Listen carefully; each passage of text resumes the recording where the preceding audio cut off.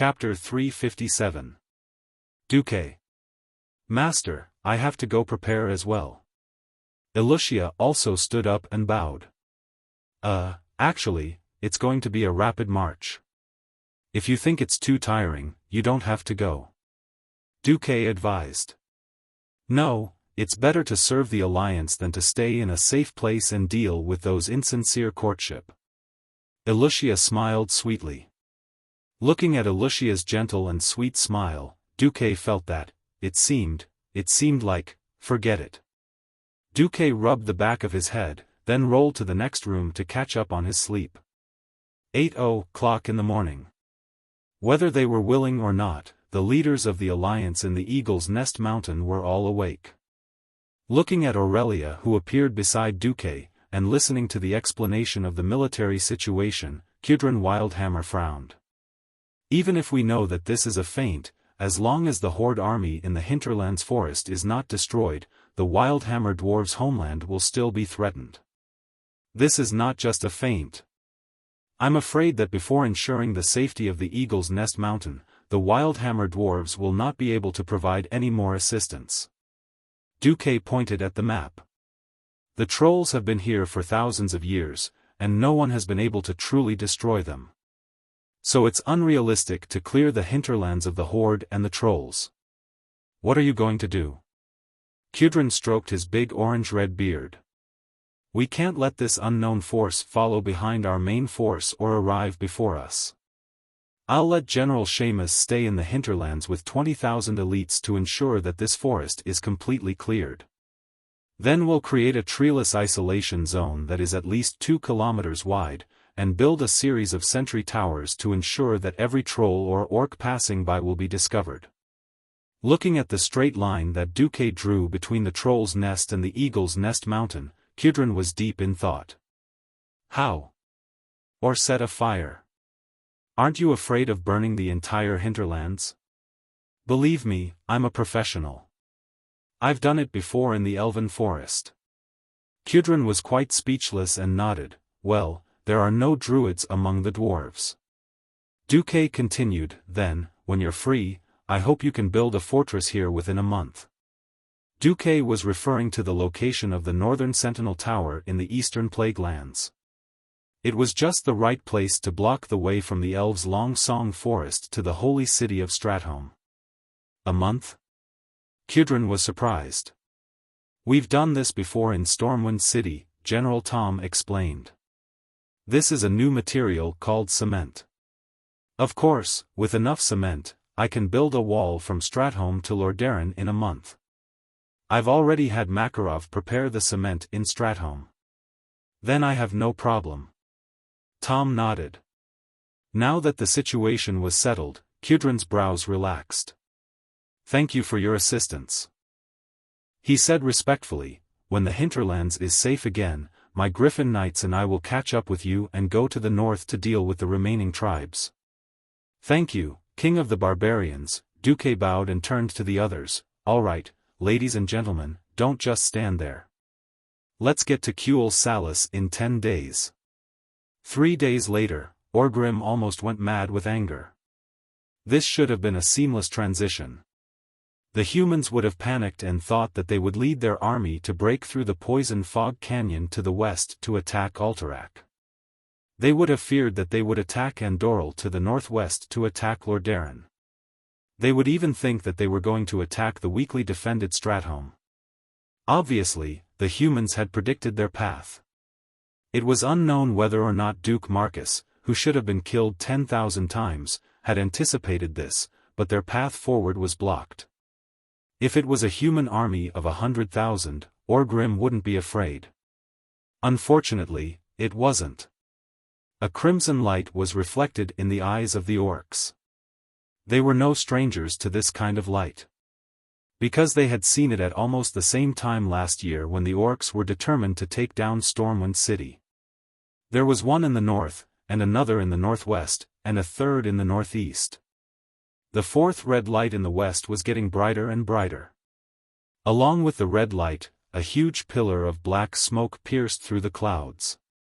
There were at least 4 fires, and it was obviously arson. The forest fire was so fierce that it seemed to light up the entire cloud layer, turning the clouds into rolling and burning clouds. When it was obvious that they lacked manpower, the humans directly set fire to the forest to stop the horde's advance. Not all orcs came from the Blackrock tribe that was born with high fire resistance. Similarly, even if the trolls had good self-healing abilities, they couldn't just pass through the burning forest. It was either turn around or wait for the forest fire to die out. Since the humans were already prepared, it was probably useless to turn around. Orgrim gritted his teeth and ordered, "Let's wait near Lake Meridal." The orcs originally won with time, but the humans were stalling for time. There weren't many humans here, but this was human territory after all. Orgrim originally wanted to use the large forest as cover to quickly pass through this area and enter Kuel Salis. Now it seemed that this idea had been foiled. Opening the map, for a moment, Orgrim thought of not fighting the High Elves, and directly attacking the major human cities, such as Stratholme or Lordaeron. But he immediately realized that Zhu Jin was staring at him to see if he would fulfill his promise. The relationship between the orcs and trolls was still very weak. Orgrim knew very well that trolls had the qualities that the orcs needed. The orcs' talent determined that they were best suited to be warriors, and a few could be shamans or warlocks. The orcs lacked talent in long-range attacks. The presence of the trolls made up for this. Orgrim changed his mind. "Zhu Jin, I heard that the elves are the enemies of all trolls." "You are right, great chief. The trolls here in Zulv Moshar seem to be some Moss clan." "The Moss clan," Zhu Jin corrected Orgrim. "Alright, since our troops can't advance for now, I'll give you a mission. Contact the Moss clan and ask them to attack Eversong Forest together." Orgrim's reddish-brown face had a sinister smile. "Since we can't ambush them, let's attack openly. I want you and your people to contact all the trolls nearby. Let's play big." Chapter 358. The night was peaceful, and peaceful. The forest that had been burnt to a crisp was as silent as a graveyard that could bury everything. As the last spark in the forest died out, the heat between heaven and earth finally came to an end. A group of human sentries were stationed at the intersection of the bluestone path between two huge forests. They had a standard security system, with enough fire to expand their field of vision, as well as sentries that were either out in the open or in the dark. However, outside the shadow of the bonfire, a huge but completely silent shadow had snuck into their security perimeter. They slowed down and cautiously took each step on the charred, carbonized ground. Their hands gripped tightly onto various weapons to avoid making any clashing sounds as they moved. It was obvious that their worries were unnecessary. Humans were far less sensitive than their long-eared allies, the elves. The land was pitch black, with only the occasional ray of moonlight shining through the gaps between the thick clouds. The moonlight shone on the ground, creating a strange scene. Darkness was fatal to humans, but it was nothing to the trolls. After years of traversing the forest, the trolls had the innate ability, night vision. No, it should be said that the Dark Elves, who were a mutated branch of the Dark Trolls 14,000 years ago, had inherited their innate ability from the trolls. At that moment, the trolls' pupils dilated, sweeping away the darkness. Every detail of the burnt forest could be seen clearly. The trolls were furious at the humans who destroyed the forest. Therefore, when they attacked, they threw out spears that were filled with rage. Almost in an instant, a team of 12 people completely disappeared from this world. 3 days later, with the help of the fire blocking the horde's path, Duque's reinforcements had closed the distance between them and the horde to 120 kilometers. This was already a very sensitive distance. If they marched without any regard for their lives, they could reach the horde in half a day. But at that moment, Duque had lost track of the horde's army. It wasn't that Orgrim's army had disappeared, but all the scouts that Duque had sent out from Stratholme were killed. Not only did they kill the scouts, but even the 5 FFF flamethrower squads that Duque had sent out were wiped out. Duque's face was livid. What made Duque and Aurelia waver was yet to come. Knowing that his army's movements had been exposed, Orgrim decided to use a beautiful method of suppressing the enemy with information. He didn't just send out Zujin's troll army to hunt down human and elven scouts. He also ordered Zulahid's dragoons to attack all the human settlements in the area. After all, this area was far from the complete destruction of the Eastern Plague lands in the future. Not only was it barren, but it was also filled with plagues and death. As the rear of the Rotterdam kingdom, it was still an important source of food. With most of their forces deployed to defend the borders of the Silverpine Forest, the Stratholm region, which was supposed to be the rear, was really empty. Many towns couldn't even gather a squadron of archers.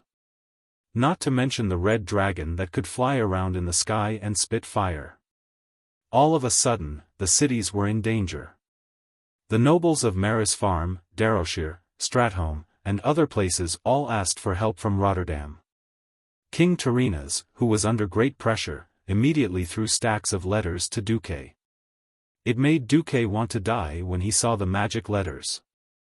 Orgrim is going to attack Stratholm? Windsor asked. No, this is just a smokescreen. Duque was very sure, if Orgrim dares to attack any human city before attacking Kuel Salis, I bet that the troll leader, Zujin, will definitely leave with his people. The problem is, no king in the Alliance knows the trolls like you do, and even knows who their leader is. Or, they know that you are right, but because of the pressure from below, they have no choice but to put pressure on you. Duque couldn't help but smile bitterly. Reggie, now you know that it's not easy to be the vice-commander of the Alliance, right? Windsor nodded. I have to admit, Orgrim did a great job this time. Now the arrogant Silvermoon Council believes that the Horde is going to take care of Rotterdam. And Rotterdam can't wait for the Horde to leave. It doesn't matter if we fight the elves or jump into the sea, as long as we don't wander around their land. So, we can only rely on the two ladies, Windrunner. Yes, let's set up camp. Since they had fewer soldiers than the Horde, Duque didn't dare to advance recklessly. He could play with the elves and attack the Horde from the front and back. Once they were ambushed, it would only be a matter of minutes before they were destroyed. He couldn't afford to gamble. On the other side, in the name of the Silvermoon, where are they? Aurelia held a long, thin sword in her hand as she ran in the forest. The leaves and branches made her look a little blurry. The few rangers had fanned out in all directions to expand their scouting range. However, when Aurelia found out that the trolls were their enemies, she hoped that they wouldn't break into the trolls' encirclement. She hoped that she or Servanas would find these evil green-skinned creatures first. Aurelia was confused again. Her logic and emotions told her that Duque's deduction was correct. In fact, it was because Aurelia obeyed and followed his arrangements that she would cross the mountains to search for the Horde. On the other hand, she couldn't help but think that if she hadn't come to Long Song Forest for help, she would have been able to face the invaders with her family and her compatriots and fight against the evil together with the orcs and trolls. It was a very contradictory feeling. She knew that Duque wanted her to separate from Kuel Salis for some special reason, but she couldn't give up her country and people. After all, this was the land she had lived and fought for thousands of years. Aurelia was very conflicted. At this moment, she suddenly heard a whistle in the wind. It was her sister calling her. Aurelia quickly rushed over. It was a fork in the forest. This was not a traditional path for people to walk, it was more like a path for animals. However, this path had a special meaning for the trolls. The trolls liked to use this kind of fork to announce important things. For example, this was a withered troll corpse hanging at a fork in the road. The color of the corpse's fur was still shiny, and all the feathers and tooth ornaments on the body were very new, but this troll seemed to have all the flesh and blood in its body. This is the former leader of a troll clan. He failed in some kind of leadership election ceremony and was directly sacrificed to an evil god. Then, I found that the entire clan migrated north. Chapter 359. Listening to the Windrunner sisters' report, Duque looked at the military map and rubbed his chin in thought, all the way to the north. Orgrim is amazing, Windsor, who had also seen through Orgrim's plan, sighed. Since we know the Horde's target is Kuel Salis, we should hurry and get ahead of the Horde. Servana slammed the table. As soon as she finished speaking, she realized that everyone else had an expression that said, "You're right, but it's meaningless." Aurelia shook her head. That's why Orgrim is so smart. If we can't figure out where the Horde's main force is, we might be ambushed while we're marching. The Horde's army is far stronger than ours. If we're ambushed, everything will be over. We can expand our scouting range, Queen Servanas suggested, unwilling to give up. Aurelia still shook her head. There's no point in just warning us. With our current strength, if we fight the Horde in the wild, we'll lose. No one knew how many trolls had joined the Horde. The latest information was that at least 3 trolls had joined the Horde. The number of trolls in each clan had always been a mystery. The worst-case scenario was that Duque's 30,000 people ran into a 100,000 Horde army. No matter how brave these people were, they would just be cannon fodder. This was not a joke, because the strongest heroes of the Horde were among them. Orgrim, Ghoul, Dan, Google, Zuluhid, Talon Gorfiend. It didn't matter if Ghoul Dan tried his best. Even if Ghoul Dan used 20% of his power, Duque would definitely die, and there was a high chance that he would not be able to revive. After all, Ghoul Dan was an expert at using forbidden death magic. Duque did not want to be captured and turned into a ghoul or a frost lich when he finally succeeded in seducing Aurelia. Then I'll call the Windrunner's rangers back. Servanas said unwillingly. Duke continued to shake his head. Let's not talk about the chances of you winning against the trolls who are also adept in jungle warfare. Just the loss of stamina and energy from this round is enough to put you at an absolute disadvantage. Even if you kill all the elites of your family, you won't know where the main force of the tribe is. Windsor gritted his teeth. If only Wildhammer's air force had arrived earlier. We can at least fight against the wyverns of the Horde. Duque nodded. I have already sent a message to Kudrin. He promised to send us a squadron of griffins in 3 days. Phew, that's the only good news. However, our intelligence blockade has yet to be lifted. My people have noticed more and more troll hunters around the camp. Windsor brought up another matter. Duque muttered to himself. Now, whether it was entering or staying, they would have to take a huge risk. If this army of 30,000 remained motionless for too long, they might attract Orgrim's attention.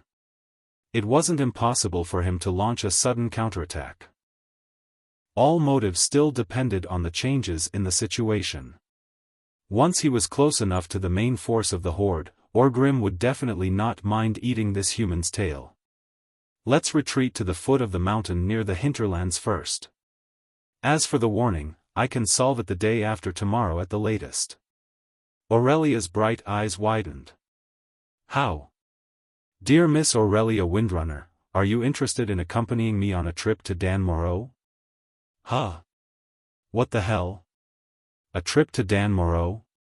Dan Moreau was the region where the dwarves' iron furnace castle was located. The dwarves there were defending their main city to the death.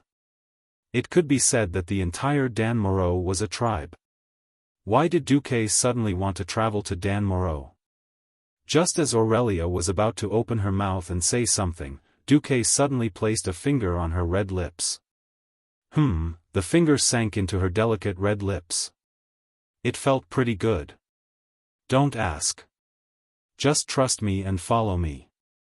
I promise I won't let you down, Windrunner. Some things were just like that. In the past, Aurelia would definitely give Duque a hard knock on the back of his head. But now, Aurelia often chose to believe in Duque. However, Queen Sylvanas was unhappy. She put her hands on her hips and interrogated Duque. "Hey! Don't forget, there's still a windrunner here. Why do you have to bring me along?" Duque smirked. "There has to be a windrunner in charge of scouting the camp." Sylvanas was infuriated. Duque was obviously abusing his position for personal gain. Unfortunately, she also knew that if she were to go, she would definitely not be so cooperative with Duque. "You better remember this." "Humph." Sylvanas turned her head and left. "I'm going on patrol." Duque did not open a portal this time. It was not a good place to open a portal. This was because the place Duque wanted to go to did not have a fixed coordinate. This required Duque to use his brain and the system to lock onto the spatial location. What everyone did not expect was that Duque waved his hand and asked Vanessa to come over. "Me?" Vanessa was a little stunned. "I need a skilled and trustworthy rogue." Upon hearing the word trustworthy, Vanessa, who still had the temperament of a little girl, immediately ran over to Duque. Then, Vanessa regretted it a little. Because Duque had suddenly put his claws on her waist. In fact, Duque was hugging one on each side. On the left was Vanessa, and on the right was Aurelia. Without giving them too much time to struggle shyly, Duque directly opened the portal. The dazzling bluish-purple arcane light turned into dozens of mysterious rune ribbons in the air and began to spin. As a large amount of arcane energy overflowed, the two girls suddenly felt that their surroundings were a little blurry and unreal. A small hole was torn in space, and instantly, an unstoppable force sucked them in. Aurelia, who was experienced and knowledgeable, was slightly better. Little Vanessa was so scared that she hugged Duque tightly. Only then did Duque realize that Vanessa had already developed so well. Without saying anything, he directly injected the moral integrity of a Mediv into himself. At the very least, he would not make a fool of himself. This was not a traditional teleportation. The teleportation between the main cities of the major kingdoms had relatively fixed spatial coordinates and a stable spatial structure. This was a teleportation that temporarily locked onto a target, so it was more laborious. Duque quickly found the bronze-bearded dwarven kingdom's iron stove castle, and then quickly searched for his target. Fortunately, that thing was also very big, and Duque did not have to spend a lot of energy to find it. It was Nomorigan, a level 35 dungeon in the game in his previous life. Now, it was the former hometown of the gnomes that they were forced to abandon. Once upon a time, the dwarves of Iron Stove Castle and the gnomes of Nomorigan had a good relationship, but they did not live under the same roof. Because some gnome dared to die, his hometown collapsed. All kinds of monsters ran out and killed all the surviving gnomes. Most of the remaining gnomes turned into leper gnomes. Well, it was right to think of them as a kind of neurotic gnome. Looking at the unfamiliar scene in front of her, Aurelia was a little confused. "What are we doing here?" "We are looking for the Yao Yao spirit." "Huh?" Chapter 360. A demon spirit? What kind of monster was that? Even though she was vomiting, Vanessa still stood up shakily. She pulled out her dagger and looked around cautiously. Duque gently stroked Vanessa's head. A demon spirit is a godly creature. It is harmless to humans and animals. But, it can also be extremely troublesome. Many question marks popped up on Vanessa's head. Even though she had experienced more than one teleportation, Aurelia still could not get used to the jolting feeling that felt like all your internal organs were shaken out, stirred, and then stuffed back into your body. After a while, they finally had the mood to look at this strange underground city. Nomorigan was built 172 years ago. This technological miracle city in Danmoro had been the main city of the gnomes for generations.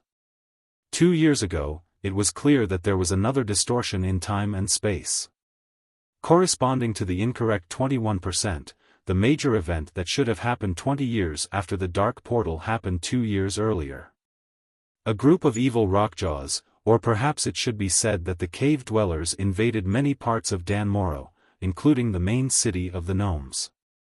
In order to kill these intruders, which were much larger and stronger than the gnomes, the great craftsman Mechatork ordered the city's emergency radiation tank to be opened. The gnomes were waiting for the rockjaws to die or escape, while also looking for a way to avoid the radiation. Unfortunately, although the rockjaws were infected by the radiation, their attacks did not stop, nor did they weaken. The gnomes that were not killed by the radiation were forced to flee. They found shelter in the nearby dwarven city of Iron Stove Castle. The great craftsman Mechatork formed a think tank to discuss a plan to recapture their beloved city. Of course, before the gnomes succeeded, this place was a typical lawless place. In fact, before Duque transmigrated, he still remembered that the gnomes did not succeed in their battle. It could not be said that there was no progress. It was just the so-called progress of recapturing one of the main gates. What entered Duke and the other two's eyes was an extremely steampunk-style city. There were huge metal objects everywhere, long and heavy cantilevers, steam or unknown gas spewing everywhere, and shining lights, although Duke really wanted to give the gnome a high-tech name, but he didn't want to. However, Duque, who came from a more modern and more technologically advanced society, couldn't give a higher evaluation of the huge iron sheet walls and the mechanical devices that could only be fixed with ugly willows. Of course, to the world of Azeroth, everything here was undoubtedly black technology.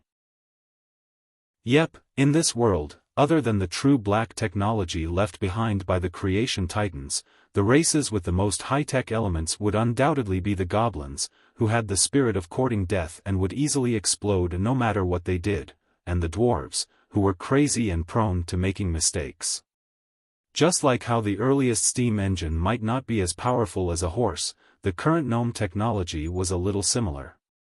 Even if a certain creation had epic-making significance from head to toe, it was very likely that it would not be able to defeat a violent demolition unit. Now, the elf ranger general, who advocated nature, was unhappy. He felt that the current Aurelia wanted to give everything she saw a steady shot. Duque rubbed his eyebrows and directly opened the ice barrier. The fierce cold wind circled clockwise in the form of a tornado, surrounding Duque and the two girls. This is... Vanessa looked at the massive ice barrier, which had a diameter of 20 meters. As Duque moved forward, she was so surprised that she could not speak. She had always known that Duque was powerful, but she did not expect that Duque could use this barrier to drive away the purple dust floating in the air. Time was running out, so Duque did not explain too much. He then led the two women into the depths of Gnomerigan. Aurelia was surprised because it seemed that no one had been here for a long time. Duque was obviously very familiar with this place. Have you been here before? No, but I've read about this place in detail in the books. Duque said something that even he himself did not believe. It was exactly the time when he took his brothers to play dungeons until he threw up. There were subterranean dwellers that were only half the height of a human, or leprosy gnomes that were even shorter and had disgusting blisters all over their bodies, but Duke easily took care of them with Hand of Magic's Ice Spear spell. Duque was completely indifferent to these monsters that could only cause trouble for earth mages. The first floor, the second floor, the third floor. It was almost like an outing. Duque led the two girls through rooms, through boxes, and all kinds of high-altitude drops. Finally, they came to the fourth floor of Gnomerigan. It was an enormous steel passage. The passage of the fourth floor in reality was much larger than Duque had imagined. It was a full 50 meters wide and more than 30 meters tall. In the steel passage, there were iron floors and iron handrails all the way. With their dynamic vision, Aurelia and Vanessa easily captured a strange thing that was glowing red at the far end of the passage. It was hard to describe what it was. It was about the size of a dwarf and also had short limbs, except that its chest was extremely small and its head was enormous. Of course, the so-called head was a red light that repeatedly scanned the surroundings. Duque raised his thumb and pointed at the thing in the distance. It's a mobile alarm system, commonly known as the Yao Yao spirit. Of course, this thing is no threat to us. But Vanessa, sneak over and see if it can detect you. Duque turned to Aurelia. As for you, please set up a few freezing traps in the direction of the Yao Yao spirit. Freezing trap: any monster that steps on the trap will instantly turn into a huge block of ice. It will be immobilized for a short time. It was a skill that almost all hunters and rangers knew. Vanessa and Aurelia nodded and did as he said. 30 seconds later, Vanessa arrived in front of the so-called monster spirit. Stealth was a rogue skill that surpassed physical techniques. It could use the rogue profession's unique, focus energy, to distort the light around the body to achieve an effect that was invisible to the naked eye. Vanessa was very young, but no one could deny her outstanding talent as a rogue. She was very confident that no one would be able to detect her unless she was very close to a hunter or ranger who specialized in anti-stealth. She was wrong. Just as she was about to walk past the Yao Yao spirit in sneak, the strange iron lump suddenly made a sharp sound. Intruder! Intruder! Chapter 361. Not only did the huge red lamp shine brightly, but there was also a sharp noise. In the next moment, several huge metal objects dashed towards them. Vanessa wanted to use sprint while in stealth to move quickly and leave this weird thing. Who knew that Yao Yao's arm would shoot out a flashing flare, illuminating everything within a few meters as if it was daytime. It directly broke Vanessa's invisibility. Ah! Little Vanessa finally cried out in shock. The metal creatures charged at them too, but they all stepped into Aurelia's trap and turned into large chunks of ice. At that moment, Duque shot a frost arrow and froze the Yao Yao into a large block of ice. Immediately, the huge steel tunnel returned to peace. The shock on Vanessa's face had yet to fade. Clearly, she couldn't accept that her stealth had been broken by such a weird thing. Duque asked Aurelia with a smile, "How does little Vanessa's stealth compare to that of the trolls?" "At least better than 80% of trolls." "That's enough." "Enough? Enough," Duque said with absolute certainty. Sniffing the air, Aurelia pointed to the end of the tunnel. "There seems to be a guy who can be called boss over there." Duque smiled. "Whatever. That's not my goal." Duque walked over and unfroze the Yao Yao. Then, he stayed where he was and guided the nimble Vanessa to dismantle the mobile alarm robot. A bunch of data appeared on Duque's retina. "You've obtained the preliminary blueprints for the mobile alarm system." Actually, that wasn't entirely true. As an engineering student who dabbled in construction equipment, Duque had already figured out most of the structure of this ling. All in all, the gnome was really a genius. He had actually used the technology of the steam age to play with automatic control technology. That crazy enemy tracking system was actually capable of sensing vibrations and heat. This was simply beyond the limitations of the times of Tesla, Edison, and Einstein. Of course, it wasn't that the Yao Yao's technology was so advanced. Instead, the gnomes had used a lot of simple, violent, and miraculous devices when they designed this thing. For example, this vibration sensor was similar to the ancient seismograph from before Duque's transmigration, but it was more sophisticated. It was actually using the gear to sense the vibration between every step it took. In that short interval, no one would have realized that it was actually sensing the vibrations within a radius of tens of meters in a stationary state. Once there was a vibration, it would enter the next stage.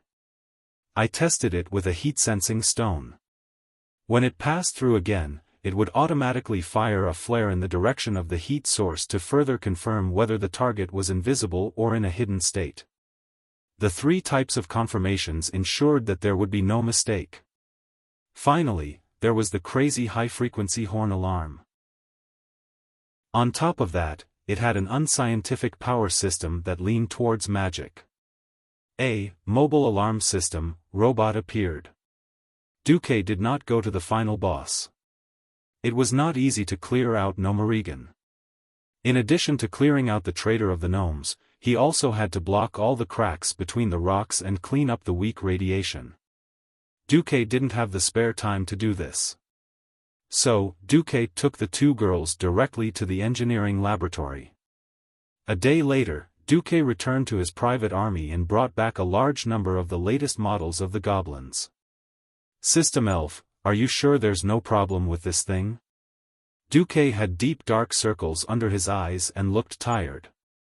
But it was worth it for the sake of the 30,000 soldiers. "Dear host, I'm very sure. All the gravity sensors have been set to 150 kilograms. Only humanoid creatures that exceed this weight will trigger the alarm. And according to the host's habit, I've set the most prominent warning sound for the goblins." "That's good." Duque almost emptied the entire engineering laboratory of Gnomerigan.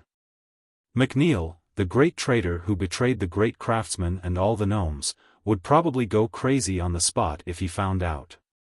So, after Duque gave some instructions, the army set off again. Few people knew that there was actually an engineering laboratory on the 4th floor of Gnomerigan. No one would know what Duque had done in that laboratory. Then, he moved the things in the laboratory to Karazhan. The soldiers of Stormwind looked curiously at a bunch of strange machines with bark on their heads running around the army. Tick-tock made a strange noise. Then, it didn't seem to have any effect until that night. Windsor was puzzled by Duque's arrangement. Duque only left the minimum number of sentries, and instead deployed at least 200 rapid response troops. It was a cavalry unit that was forbidden to sleep all night. Their equipment was also very strange. Lassos with steel wires? Long-handled axes that were rarely used by cavalry? What the hell was that? Well, I've been a soldier for so many years. I've been at war for almost 2 years. This is the first time I've heard such a strange order. We're supposed to kill trolls after hearing the alarm in the middle of the night, preferably alive? I heard that trolls will heal themselves after a while, unless their heads are cut off or their hearts are pierced. Yes, there are basically no trolls near the Elven Forest. There are only a few occasionally near the Night Forest. But trolls are the norm in the Rotterdam continent, right? What's the alarm? None of the cavalrymen knew. As night fell, they quickly found out what the alarm was. Suddenly, in the darkness of the night, they heard a peerlessly mournful cry for help. Help! Murder! These guys are going to tear me apart. Every cavalryman had the word embarrassment written all over their faces. If it was a living person who shouted, there would be no problem. The problem was that the voice was obviously mechanical and electronic. Since it was an order from above, the cavalrymen quickly set off. When they arrived, they found a strange, flashing red demon spirit being chased by 2 trolls. "Come and save me. There's someone acting cool here. We can't hold on any longer." Shouting incomprehensible words, the robot tried to run with its short legs. Originally, it could not outrun the trolls, but when the trolls saw the cavalrymen, they immediately ran back.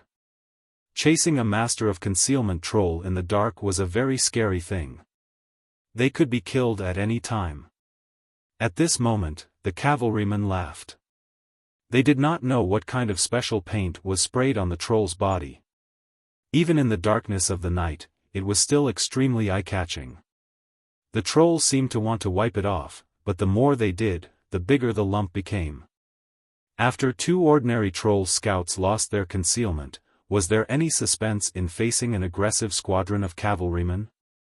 The next morning, the entire army saw the spoils of war from the Rapid Reaction Force. Chapter 362. Troll. Fresh out of the oven, a cute and lively troll. If you dare to go in and fight with your bare hands, the troll will definitely tear you apart. Silver scale breastplate, 5 pieces. In the army, the logistics camp was in chaos. A group of Stormwind soldiers, who had never seen a troll before, fought to see the captured troll. There were all kinds of people in the camp. Windsor saw that they weren't doing well and taught them a good lesson. As more and more troll were captured, many soldiers who had lived in the relatively peaceful elven forest for their entire lives saw a troll for the first time. A veteran who had experienced at least 5 battles and was now a second lieutenant of the Alliance held a dagger and directly cut off one of the troll's fingers. Then, he fed a piece of meat to the troll and pointed at the finger that had already begun to regenerate, explaining in a loud voice. "Do you see that? This is your new enemy, the troll." The second lieutenant grabbed the troll that had tried to bite him by the hair, letting every soldier who got close to the troll see clearly. "Our ancestors have fought with these guys for generations. You were lucky to grow up in a relatively peaceful environment, but Stormwind City has fallen. However, Stormwind City has fallen, and the orcs who attacked our home have joined forces with the trolls who once fought a bloody battle with our ancestors. Now, they're all tribes. Green skin plus green skin, they're all F***king bad things. But that's not important. You just need to understand your enemy's weakness." The second lieutenant demonstrated how to slit the troll's throat. Wah, almost everyone thought that the troll was dead for sure. But even though it was vomiting blood, even though it looked very wretched, everyone was shocked to find that the troll's throat was healing on its own. The blood it spat out decreased, and in the end, it even had the strength to curse in the troll language. Such a miraculous scene scared many people. "Holy light above, are these evil creatures immortal?" a soldier asked, trembling. "Don't be silly. There are no creatures in this world that can't be killed. You can't kill it because you haven't found a way." With that, the second lieutenant stabbed the troll's heart. In the next 10 seconds, the troll struggled fiercely. Then, its legs gave way and it died. Oh, the soldiers finally let out sighs of relief. Giant demons are hard to kill, but they are not truly unkillable. He would die if his heart was pierced, and he would die if his head was cut off. Due to its powerful regenerative ability, unless you can guarantee your own safety and leave the sharp weapon in its heart for more than 10 seconds, it is highly recommended that you deal with its brain. It was fine to pierce their heads with a spear or chop them off with a sword. Clean and efficient, leaving no trouble. That was the scene in full swing. Aurelia followed Duque to inspect the camp. Wherever Duque went, there would be loud cheers. "Sir Marcus, we agreed to take us back this time as well." "Lord Marcus, when the orcs?" Aurelia was surprised. I've never seen a troop with such a strange morale." Duque turned his head. "Why is it strange?" "Because of my request, I want them to use a mere 30,000 people to chase after over 100,000 tribes. It's very likely that it will end in total annihilation. Why doesn't anyone feel fear or despair?" Aurelia bit her lip. After her initial craziness for the sake of Cuel Salus passed, she began to realize more and more how difficult it was for Duque, as well as how much courage and boldness it took to send 30,000 elites to chase after the tribes. Aurelia felt very apologetic. Duque, very naturally, put his hand on Aurelia's shoulder and pointed to the warriors who were practicing and listening to lectures in full swing. "Do you know why no one is afraid? Because the scene before them gives the warriors of Stormwind a strange sense of familiarity. They feel that they have stepped into victory mode again." Victory mode? Aurelia didn't realize how close her face was to Duque. "Yes. That is, I first prepare them mentally. Then, when they face an enemy that they know very well, they won't have any fear." "That's right. The unknown is always frightening. When you thoroughly understand everything about the enemy, the ferocity and terror will only be a conversation topic after a meal, rather than a heavy psychological pressure. Duque used Nagas as instructors to train batches of Stormwind warriors. Facts have repeatedly proven Duque's wisdom and foresight. Sir Marcus is our god of prophecy. He will always lead us to victory. In any case, a commander who can play with the enemy leader is more reassuring than an idiot leading us. Aurelia's long ears heard almost deified worship and trust in Duque. For some reason, Aurelia felt sweet in her heart. Was it because of a moment of curiosity that I created the birth of a legend? Or is this fate? Thinking of the hardships she suffered for Duque, and thinking of how much Duque has done for her now, when her hometown is safe, how should she face Duque? For a moment, Aurelia's heart was in chaos. At this moment, Duque mischievously blew into Aurelia's long ears. Ah! Realizing that Duque was playing with her, Aurelia had the heart to bite Duque to death.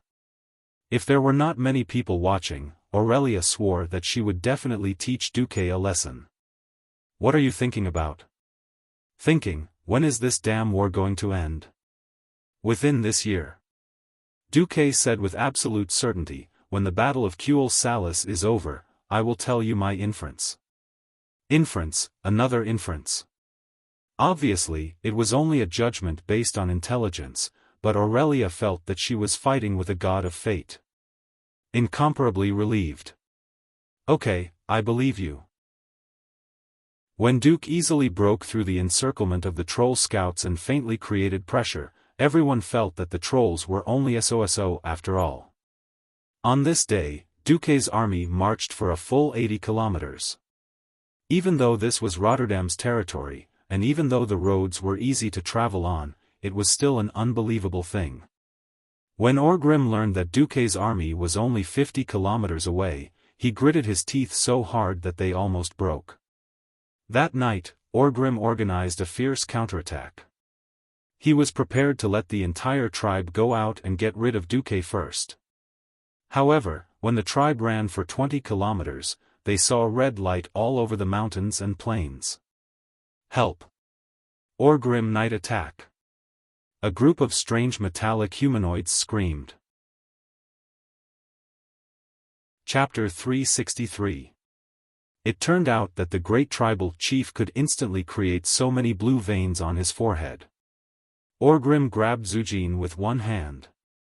Didn't you say that the trolls are the kings of the forest? Is there nothing in the forest that can escape your men's detection? Then what is this? Orgrim roared angrily, his saliva almost drenching Zujin's face cloth. Zujin was speechless as he followed Orgrim's finger. Half a quarter of an hour ago, his most trusted scout had reported to him that the road ahead was unimpeded. There were no traps, no enemies, and there were no sentries within 3 kilometers of the enemy. A while ago, many troll scouts who got too close to the human camp were caught. Zujin had always thought that it was because they got too close to the humans' magic traps. Just like the thousands of years of war between the trolls and the elves, the trolls still couldn't figure out the uses of the long-eared magic. The only two things the trolls could rely on were their numbers and strong vitality. Now, it was clear that this was beyond the scope of magic. The red light that symbolized an alarm stretched from the horizon to the horizon. These strange metal creatures were shouting and yelling. The noise was so loud that it could even wake up a bear in the east. Now, the horde had two choices. The first was to retreat, but this would hurt their morale. The second was to continue running and kill their way into the human camp within 2 hours. As long as they could stick to the humans, even if there was a loss of stamina, Orgrim firmly believed that his 100,000 beastmen and trolls could easily destroy this annoying tail. Guld Dan. I need you to contact Zuluhid. Orgrim ordered the evil warlock king not far from him. Guld Dan's face was filled with humility. Yes, great tribal chief. His wrinkled fingers drew a few runes that flowed with evil energy in the air. Along the mirror that appeared in the air, Orgrim saw his deputy. In the image, a strong gust of wind blew in the air. It was Zuluhid and his adult red dragon mount. Feeling the uncomfortable spiritual connection, Zuluhid frowned, but he still took the initiative to speak. Great tribal chief, the humans seem to have received the alarm, but they don't seem to be afraid of our attack. Or perhaps, they don't know how many of us are attacking. They sent less than 100 horsemen out of camp. But that long-eared powerhouse seems to be in the camp. I saw a wyvern cavalryman who got too close get shot to death. At this moment, Zhu Jin suddenly came to a realization. That's right. The humans have never used more than 200 scouts to capture me. The thing they use to alert us seems to be able to spray something that we can't wash off and stick to the troll's body. It's something that can be seen clearly in the dark. Orgrim thought of many things in an instant. He didn't understand this new thing called humans. Looking at the alarms all over the mountains and plains emitting the same light, listening to them repeat the same monotonous sentence. Orgrim quickly got over the initial shock. Keep going. Get me one of those things.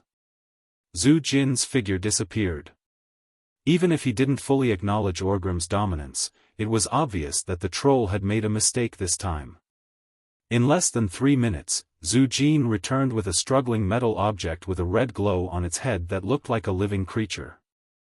Orgrim simply and violently smashed the thing with his hammer. Zhu Jin was dumbfounded by his actions.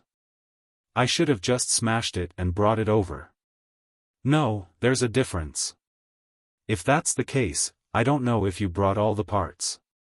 Orgrim carefully looked at the things on the wreckage, but he quickly felt a sense of displeasure at being fooled. Most of them were parts that he couldn't understand. Some were round, some were long, some had teeth, and there were even a few crystals that contained magical energy. Gul'dan, can you sense any mysterious, communicative things? No, Chief. Gul'dan shook his head humbly. I can only sense things like totem poles that react and they come within a certain range. It was a passive sensing device. The chief's displeasure became even more obvious. In Orgrim's eyes, these things of the humans were like giant dwarven machines. They looked good but were useless, and looked scary. But in reality, they could still be dealt with hammers and axes. In the end, this was no different from the simple traps that the beast men used for hunting. It was like tying a bell on a string. If an idiot stepped on the string, the bell would immediately ring. Full speed, attack. Orgrim raised the Doomhammer in his hand up high. 30 kilometers away, Aurelia stared at the wyvern that was hovering above the horizon. Will Orgrim fall for it? Aurelia asked Duque softly as she looked lovingly at her exhausted sister who was resting on a bed. He will. Duque's face was full of confidence. Then, the two of them looked at the huge but empty camp. There were many humanoid creatures in the camp, but they were all scarecrows wearing armor. There were only 3,000 cavalrymen that actually traveled 80 kilometers in a day. But one man, 2 horses, and a large number of carriages carrying supplies. They used 3,000 people to create a huge camp that could accommodate 30,000 people. There were cauldrons boiling soup, chefs distributing black bread, and patrolling soldiers. It looked no different from an army. Only their own people knew that the soldiers were only pretending when the wyverns got a little closer. Even if they were the elites of Stormwind, the soldiers were exhausted. In fact, the main force was still 50 kilometers away. A smug smile appeared on Duke's face. The horde was getting closer. Duque's horde faithfully sent back all kinds of information. Other than the old, mobile alarm system, robots from Nomorigan that were smashed by Orgrim at the beginning, all the robots within 20 kilometers were Duque's modified versions. Of course, not every horde was a high-end robot. Duque installed a simple control system that evolved from Morse code. Not all of the monsters revealed their faces. Most of them disguised themselves as small trees and fixed themselves in important positions as a passive enemy-seeking system. Although it was simple, it was enough for the system elf to summarize all the messages and calculate the number of horde that had reached a certain area. Close. Close. Even closer. When the horde's army finally appeared on the horizon and began to charge, Duque waited until the horde was 2 kilometers away before he waved his hand and the 3,000 cavalrymen quickly ran away. Orgrim was about to go crazy with anger.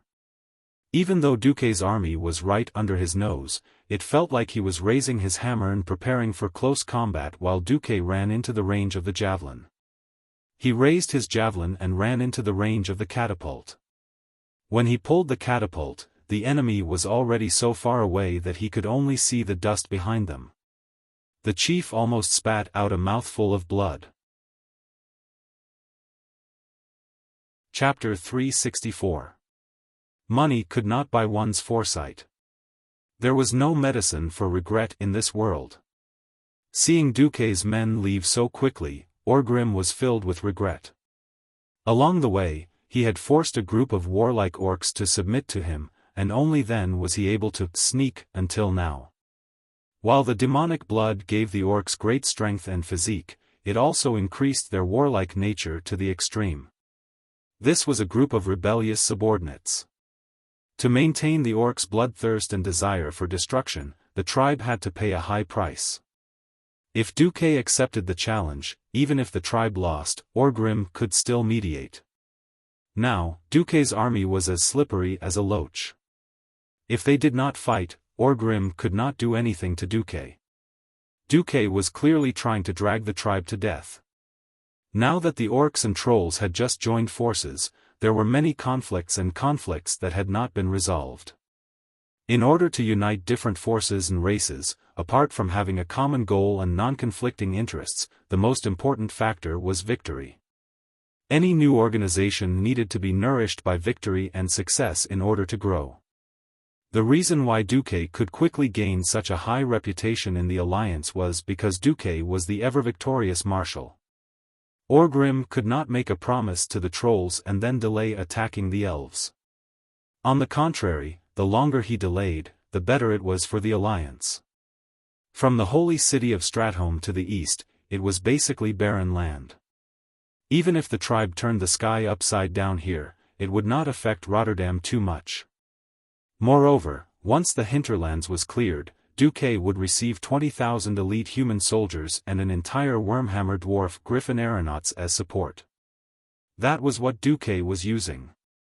Unfortunately, while Duque's calculations were accurate, Orgrim was even more ruthless. Looking at the empty human camp, every orc warrior's face was filled with anger and indignation. On the contrary, most of the trolls' eyes were filled with disdain and slight mockery. Orgrim yelled, "Everyone, do you see that? These are the cunning humans. Humans who never dared to fight the brave orcs head-on. Despicable, cowardly, shameless, lowly. But, they played a trick on the brave orcs. Can we take this lying down? No. Never. Absolutely not." Tens of thousands of orcs roared and raised the weapons in their hands to vent the anger in their hearts. "I need a brave general to carry out a very dangerous destructive mission for the tribe. Who's coming?" Immediately, more than 10 generals stepped forward. However, Orgrim eventually chose Nogar. Noggle, the Flesh Shredder. This was a general from the Warsong clan who was famous for his bravery and ruthlessness. When he crossed over to the world of Azeroth, he was just an insignificant pawn. Now he was a general. Where did his martial merit come from? Ask the human warriors that he had torn into pieces. In his hands, he had torn at least 3 champion knights apart.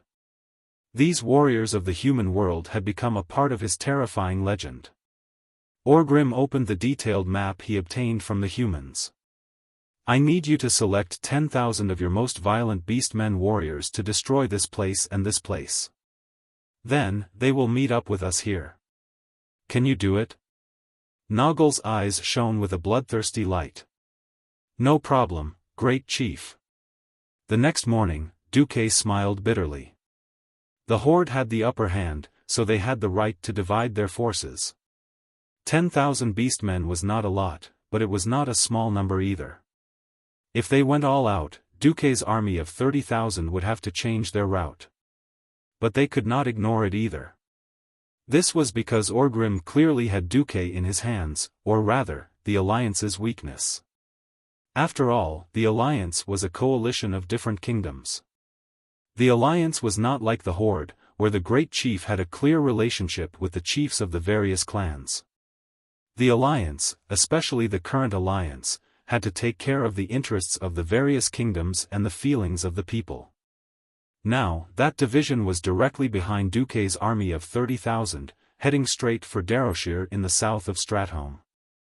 In addition, an independent team was heading for Maris Farm to destroy Lordaeron's food production.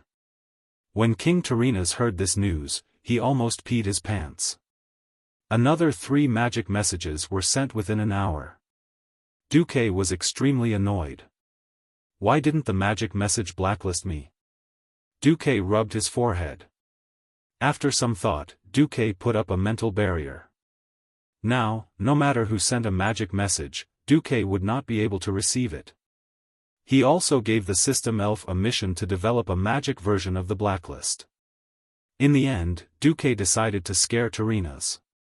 Based on my analysis of the situation, the main force of the Horde is preparing to attack Stratholme. So, I can only focus on the Holy City and temporarily give up on attacking the Horde. Duque lied through his teeth. Elucia, who was in charge of sending the messages for Duque, rolled her eyes, but still did it. No ordinary person would dare to bear the political pressure of the leader of the Alliance. One could imagine how much trouble and criticism Duque would face after this. Send my order. Evacuate all the people in the entire area, including Darrowshire, and have them hide in Caer Darrowshire or Stratholme. Send my order.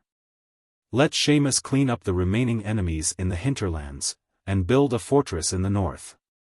This was all for Hercule Salus. The price was that most of the cities in the area, except for Stratholme, would be burned to the ground. Aurelia pursed her lips and held Duque's hand tightly. It was the 18th of May. On this day, the main force of the Horde finally left the human territory and entered Hercule Salus. Be quiet, or die. Zhu Jin warned his men sternly. They were quickly passing through the forest and entering Hercule Salus. Even though they had not yet reached the damned forest with the protection of magic, Zhu Jin did not mind having an appetizer.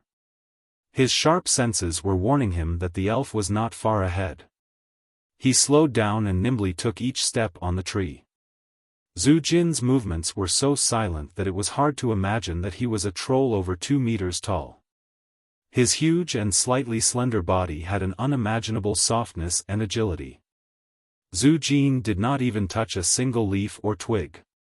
He held the axe, which was infused with the beast war spirit, with both of his hands as he lightly flew from tree to tree. He did not want the elves to know that they were coming, at least not now. Together with the Amani trolls around him, he silently watched as a team of 20 elven border patrols walked into their ambush. Chapter 365. The trolls who were almost at the top of the tree silently readied their weapons. Most of them revealed their sharp triangular teeth, revealing a sinister smile. This was a grudge that had lasted for thousands of years. To the trolls, ever since this pale-skinned, pointy-eared intruder first set foot on this continent 6,800 years ago, they had been stealing territory from the great Amani Empire. They gradually seized control of this land. They had the speed, stealthiness, and even agility of trolls. These elves also had many powerful advantages, the most powerful of which was their damned magic. The trolls had never come into contact with magic before, so they had no way of fighting back against those mysterious attacks or breaking through their arcane defenses.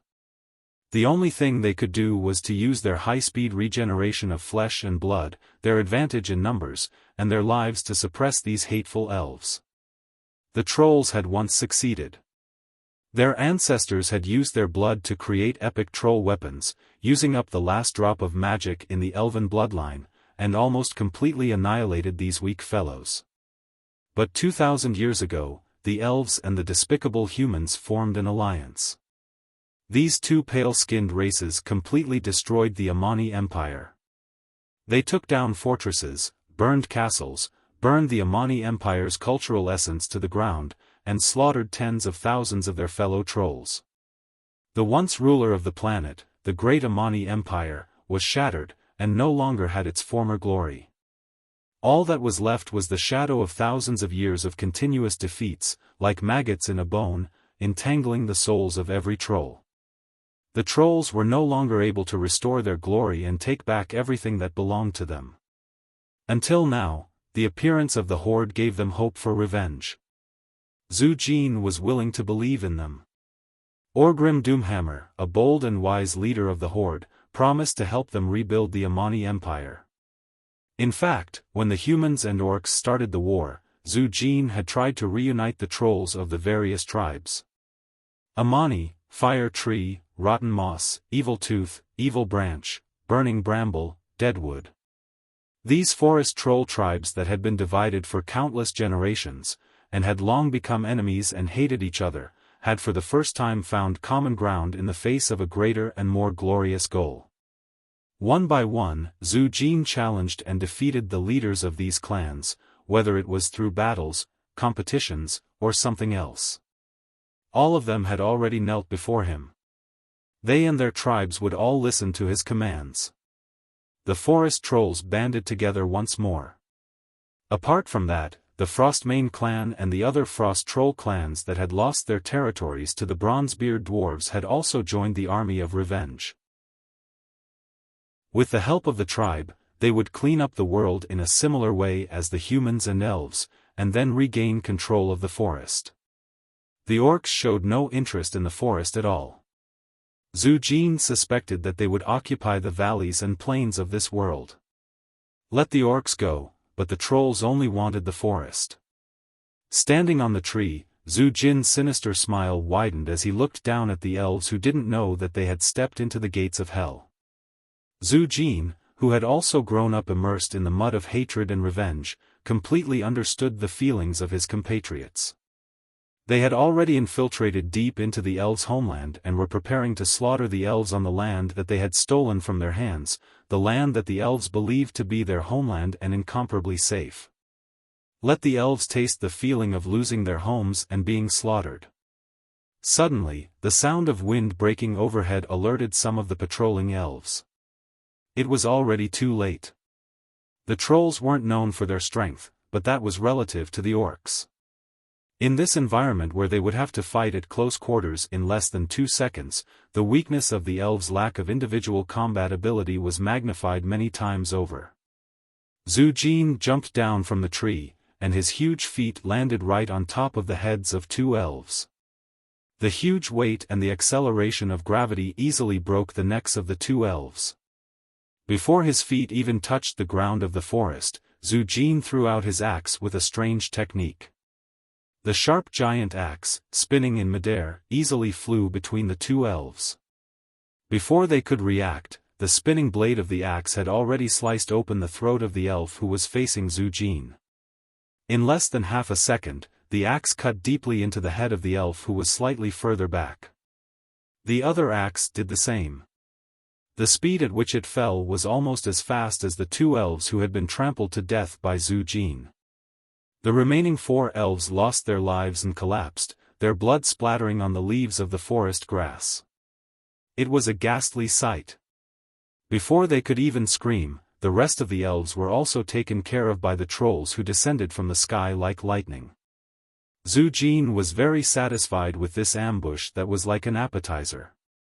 Cut off their heads and hang them up. If there's a chance, tell the elves that the trolls are coming. On all fronts in the southern part of the Long Song forest, the trolls attacked the elven patrols in a frenzy. Some troll armies easily won, while others paid a heavy price. What? You're saying that some of the elves predicted our arrival and made arrangements to surround and kill us? Zhu Jin was very confused by his subordinate's report. If this was a battle where the trolls were warned from above, then the trolls' losses would undoubtedly be much greater. Unfortunately, the trolls only suffered a crushing defeat in less than a fifth of the area. The rest were overwhelming victories. Whatever, we'll leave the rest to the orcs. Let's see if Orgrim can break through those damned elven defensive spells like he promised. What are you doing? When Gul'dan approached Orgrim, the great chief barked out a warning question. There are some things that you should see for yourself, Great Doomhammer. Gul'dan bowed deeply.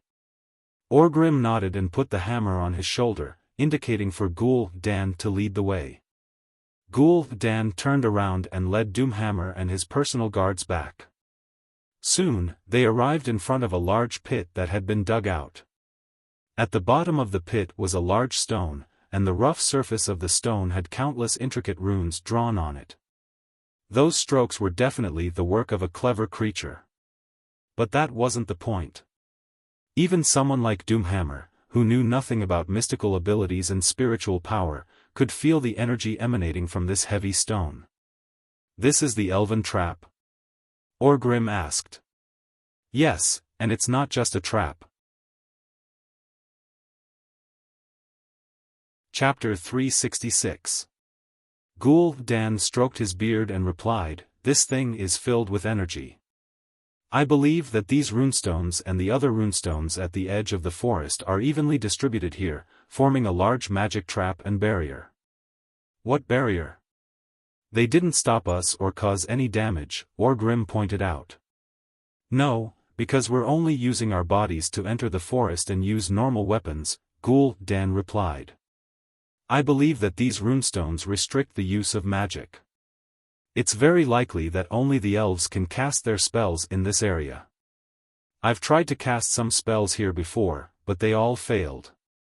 If I retreat 10 steps to the other side of the mountain, I can cast spells again. Orgrim was solemn. This was no laughing matter. He clearly remembered how destructive human magic was. If it wasn't for the Beastman warlocks suppressing the human mages, the Beastmen would have had to pay a heavy price to defeat the humans. This was why he didn't exterminate the Shadow Council that he hated so much. Human magic originated from the elves. He knew how powerful Gul'dan was. Even after he was injured, Gul'dan's magic was still the strongest among the Beastmen. The battle against the human's strongest mage, Antonidas, in Southshore proved Gul'dan's strength. Yet Gul'dan told himself that his magic couldn't be used. What about the trap?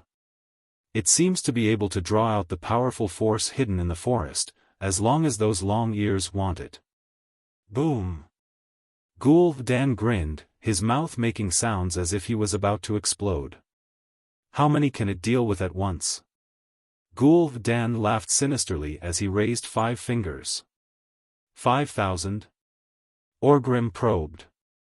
50,000, and as long as it's within the range of the rune, as long as it's densely packed, killing 10,000 trolls isn't a problem. The great chief immediately recalled the day Stormwind City was conquered, where thousands of Beastman warriors were burned to death in the flames. Even though the Blackrock tribe Beastmen had a certain level of fire resistance, they weren't immune to fire. If the fire was big enough, they would still be injured and die. After Orgrim knew the answer, he jumped in fright and simply raised his hammer. His meaning was very clear. Is there any way to destroy it? No, no, no, this is too wasteful. I can turn it into a storm altar and use the power of the runestone to strengthen creatures. Gul'dan's hunchbacked body gave off an evil aura. No orcs will participate in your strengthening, the great chieftain refused sharply. They have indeed become stronger. Orgrim stared at Gul'dan, his eyes filled with killing intent. Stronger, greener, less intelligent, and more violent. Gul'dan lowered his head. He did not plan to openly oppose the great chief at this time. I plan to strengthen the ogres. Perhaps there will be some changes in their bodies. But that has nothing to do with the orcs. It had nothing to do with him, so he let it go. Feeling that the loss of the tribe's elites would cause their fighting power to drop, Orgrim agreed. Just like how he agreed to let the dead humans become Death Knights to join the tribe. The preparations went smoothly and took a lot of time. Initially, Orgrim thought that Zhu Jin would be impatient. Unexpectedly, Zhu Jin said, "My ancestors spent hundreds of years and still couldn't break this barrier. I don't mind waiting a few days or months as long as I can break it. The trolls can wait." After saying this, Zhu Jin ran off to kill the elven patrols outside. After Gul'dan used his evil dark magic and rituals to break the outermost layer of the runestone's protection, he ordered Gugul, the twin-headed ogre hero, to carefully and orderly dismantle this giant runestone. This was a highly skilled and physically demanding job. If he used brute force to dismantle it, the result would be obvious. A certain clumsy ogre activated the protection on the runestone, but what happened? The unlucky ogre was blasted 30 meters into the air. Then, his entire body broke into tens of thousands of pieces that were evenly scattered over an area of 100 square meters. Even if the ogre's mother came here, she would not be able to recognize that this was her child. It took them a full 8 hours to completely dig out this runestone. Fortunately, Orgrim had brought some elites and the trolls as the vanguard here first. Otherwise, he could only let the army of 100,000 wait. Now, the army of 100,000 was still advancing 60 kilometers away. On the other side, Gugul skillfully smashed the giant runestone into a few large pieces. He brought 5 of the pieces to the clearing and spent a few more hours correcting the shape of the runestone. He placed it in the correct shape of a 5-pointed star on the clearing above the energy vein of the forest. "Is everything ready?" Gul'dan asked impatiently. Not far away, both of Gugul's heads shook their heads. The giant ogre grunted like a pig. He carried the last piece of the runestone, which weighed at least 5 tons, with his strong and explosive arms. "It's done now," he shouted, rubbing his shoulder with one hand. Gul'dan finally nodded in satisfaction. He could not imagine how he would handle the runestone, which was the size of a small mountain, without enough manpower. The runestone was huge, heavy, and had a strange center of gravity deviation. 2 ogres could lift it, but it would require at least a dozen orcs to do it. Orgrim hated magic, and would never let the noble orcs do such a dangerous thing.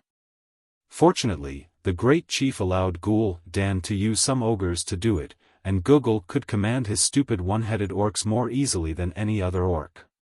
Yes, when faced with a bunch of muscular retards, it did not matter if you were a world-class intellectual or not, you would still go crazy.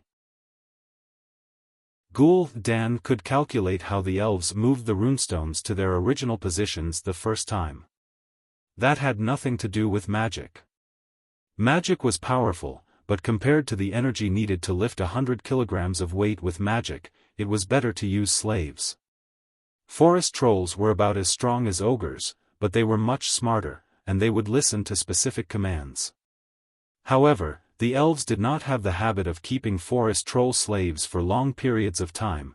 The runestone was finally placed in the correct position. Even Gul'dan could not find any fault with it.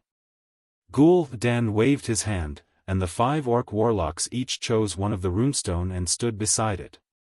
Fortunately, Orgrim's brain is only filled with schemes and muscles, and he did not kill all of my men. Otherwise, they would not have been able to complete this ritual. Chapter 367. Just like before, while Gul'dan believed that he would succeed, he wasn't completely sure. However, as an evil warlock with an unparalleled spirit of exploration, there was nothing he couldn't sacrifice. Furthermore, Gul'dan believed that if he failed, he would survive unscathed. "Let's begin." He nodded to Kurger, who was shouting at the assembled ogres. He was recruiting lab rats. After some pushing and shoving, grunting, and cursing, the weakest of the ogres walked forward. Of course, no matter how weak he was still several times heavier and twice as tall as a human. Google shouted an order at the ogre. The ogre looked like he was ready to die a martyr, shrugging his shoulders as he walked into the empty space in the middle of the stones. He stood in the middle of the pentagram and waited, not moving. One of the strengths of the ogres was that they would stand firmly after being asked to. If not for another order or to find food, an ogre could stand there for hours, not moving an inch like a marble statue. Gul'dan often felt that these fellows had evolved from stones. This could also explain their thick skin that could easily block blades, as well as their ridiculously low intelligence. If Gul'dan ordered them to move forward, they would first spend a few seconds thinking about their demon life, perhaps thinking about the human delicacy they ate the night before drooling. Then, they would randomly choose a direction to move forward, killing everything they didn't like along the way. Sometimes, this included their own kind or their master. If he had a choice, Gul'dan definitely wouldn't order these idiots around without Gul'dan's permission. With Google around, at least these idiots would walk in the right direction, and they wouldn't have to worry about hurting their own people. Of course, efficiency was still a mystery. Sometimes they could contemplate life while being stabbed in the thigh with a knife. Only with the twin-headed ogre around would their efficiency reach a passable standard. Gul'dan's thoughts returned to the present. He raised his arm and began to resonate with the dark energy that the Burning Legion's vice leader, Jaden, had bestowed upon him in Draenor. The evil power tore through the plane and crossed through space, pouring into Gul'dan's body. As a medium, he immediately split it into 5, sending it to the soul crystals in front of the 5 warlocks' chests, and then into the rune stones in front of them. The stench, decay, and depravity were corroding the arcana power that originated from nature. This was not without cost. The origin of nature instinctively resisted the corrosion and invasion. A dazzling radiance burst forth from the depths of the earth and was directly transmitted to the runestone. The energy visible to the naked eye fiercely attacked the 5 warlocks who attempted to pollute the runestone. The power of the counterattack was so violent that the skull staff of the warlock standing in the south cracked on the spot. Less than half a second after the stench and filthy death aura flowed out, the power of the earth seemed to have found a vent and suddenly attacked the warlock. Wu, the unlucky ones with insufficient strength were always the first to suffer. The power of nature crashed into that guy's body like a raging wave. One could see that there were unknown plants growing out of every pore on his arms. Trash. Gul'dan spat. Without needing his reminder, Gujar grabbed the dead warlock and took his place. 3 seconds later, Gul'dan had to do the same thing as the 2-headed ogre magician. This helpless feeling of having to personally take the field made Gul'dan very unhappy. Fortunately, the remaining 3 fellas were clearly a cut above the 2 dead men from before. Now, the 5 pharaoh each chose a stone in front of them and poured dark energy into it. When all the rune lines on the 5 runestones were filled with black light and vibrated, Gul'dan focused his mind and chanted a short incantation. Every note of the evil spell contained a taboo smell of blood, which made Orgrim, who was watching from the side, very uncomfortable. The great tribal chief frowned. Unfortunately, he had no other choice. Shamans were not good at breaking through enemies' magic defenses, and the only powerful shaman under him was Zuluhid, whose strength was clearly 2 levels lower than Gul'dan's. More dark energy flowed through Gul'dan's wrinkled skin and into his runestone from his scarlet fingertips. But this time, it wasn't just a simple injection of energy. The overflowing demonic aura turned into a black comet, passing through the stone on his left at high speed before jumping towards the stone on his right. The demon's power did not stop there. It continued to move to the near left, then to the far right, and finally returned to the stone in front of him. A glowing pentagram connected all 5 stones. Wherever the black comet passed, it would quickly turn black. There would no longer be any signs of life. Countless complicated runes would appear on the ground. In the next moment, the sky above the altar suddenly darkened. The corrosive energy shot thousands of meters into the air before exploding. Soon, a strange storm appeared in the sky. It was made up of a white tornado that moved clockwise and a black tornado that moved counterclockwise. The storm stretched from the ground to thousands of meters in the sky, and could be seen clearly from hundreds of miles away. This terrifying storm alarmed the entire area. All the high elves who were fighting the trolls were alarmed. The ogre in the pentagram was still like a statue, standing there stiffly, even though Dan could see the clear fear in that fellow's eyes. Unfortunately, he was facing Google. A natural two-headed ogre, the absolute ruler of the ogres. No matter how afraid he was, even if Google wanted him to die, he had to obey. Very good. Google chose a good guy. Dan grinned evilly. The power of the earth resonated with the sky. The power of the magic runestone was directed by Dan to the ogre standing in the middle. He wasn't trembling, but his heart was trembling. A black halo enveloped him. At first, it was one circle, then countless circles. The black energy seemed to solidify as it poured onto the ogre's body. More and more energy poured onto him, finally forming a huge black sphere. The entire ogre was swallowed by this impenetrable black sphere. The immeasurable dark energy turned into a black storm, drilling into the ogre's body through every pore. The ogre finally couldn't help but scream. Moments later, the screams doubled. Two heads were screaming at the same time. Chapter 368. Dan was trembling, but he was trembling in excitement from this new creation. A few minutes later, as the light gradually dissipated, the creature standing in the middle slowly revealed its true appearance. Dan eagerly waited for the light to fade so that he could see the creature that his storm altar had created. There was still an ogre standing in front of them, but there were some changes to this creature. Although it was larger than before, some of its proportions had changed. Its stomach was not as large, its arms were not as long, and its legs were not as curved, making it more agile. It also had two heads. This was definitely an unexpected surprise. No one knew better than Dan what a twin-headed ogre represented. In Draenor, twin-headed ogres were very rare. They were larger and stronger than their own kind, and more coordinated. They were worshipped by all single-headed ogres and were recognized as the supreme kings of the ogres. Google was one of them. No, he was even rarer.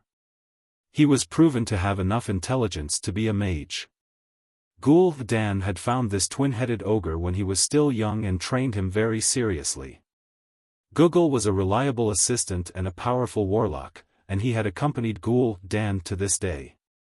Now, it seemed that Google was no longer alone. A twin-headed ogre. And it was clear that he had high intelligence and coordination. Most importantly, this kind of ogre mage with two heads was born with the talent of casting multiple spells. He could maintain his powerful close combat abilities while also casting unparalleled spells. The power that came from the source allowed the twin-headed ogre mage to quickly recognize Dan as his master. Then, Dan had Google explain to him everything he needed to know about the horde. The ogre mage listened quietly, absorbing everything like a sponge absorbing water. The birth of this mage was definitely good news for Dan, who lacked soldiers. Of course, to Orgrim, these were larger and more powerful warriors. The great chief did not care that these new creatures were completely loyal to Dan and not him. For a horde with such a large population, twin-headed ogres and ogre mages were just a small part of it. As long as he controlled the entire tribe, no matter what kind of thoughts the people under him had, they had to serve the tribe. Orgrim smiled and turned to leave. Because Ghoul Dan would complete the rest of the work, the great chief did not care how many twin-headed ogres this power could create. Orgrim's focus had always been on the bigger picture, such as the complete loyalty of the trolls. However, an accident interrupted his good mood. Something happened to Zhu Jin. It was a premeditated ambush, a sharp arrow that almost pierced Zhu Jin's heart. This almost ruined Orgrim's plan to bring the trolls into the new horde. Seeing the familiar emerald arrow on Zhu Jin's chest, Orgrim raised his eyebrows. Just a centimeter more and Zhu Jin's heart would have exploded. The entire arrow, over 60 centimeters long, pierced through Zhu Jin's body. Moreover, the strange power contained within the arrow refused the ogre's healing ability. To make matters worse, Zuluhid told the great chief that pulling it out by force might cost Zhu Jin's life. Orgrim was very clear of Zhu Jin's importance. Since the other troll tribes had just submitted to him and had yet to complete the alliance between the beastmen and trolls, Zhu Jin, who was equivalent to the great chief of the trolls, was indispensable. Orgrim gritted his teeth and said in a low voice, "Who did it?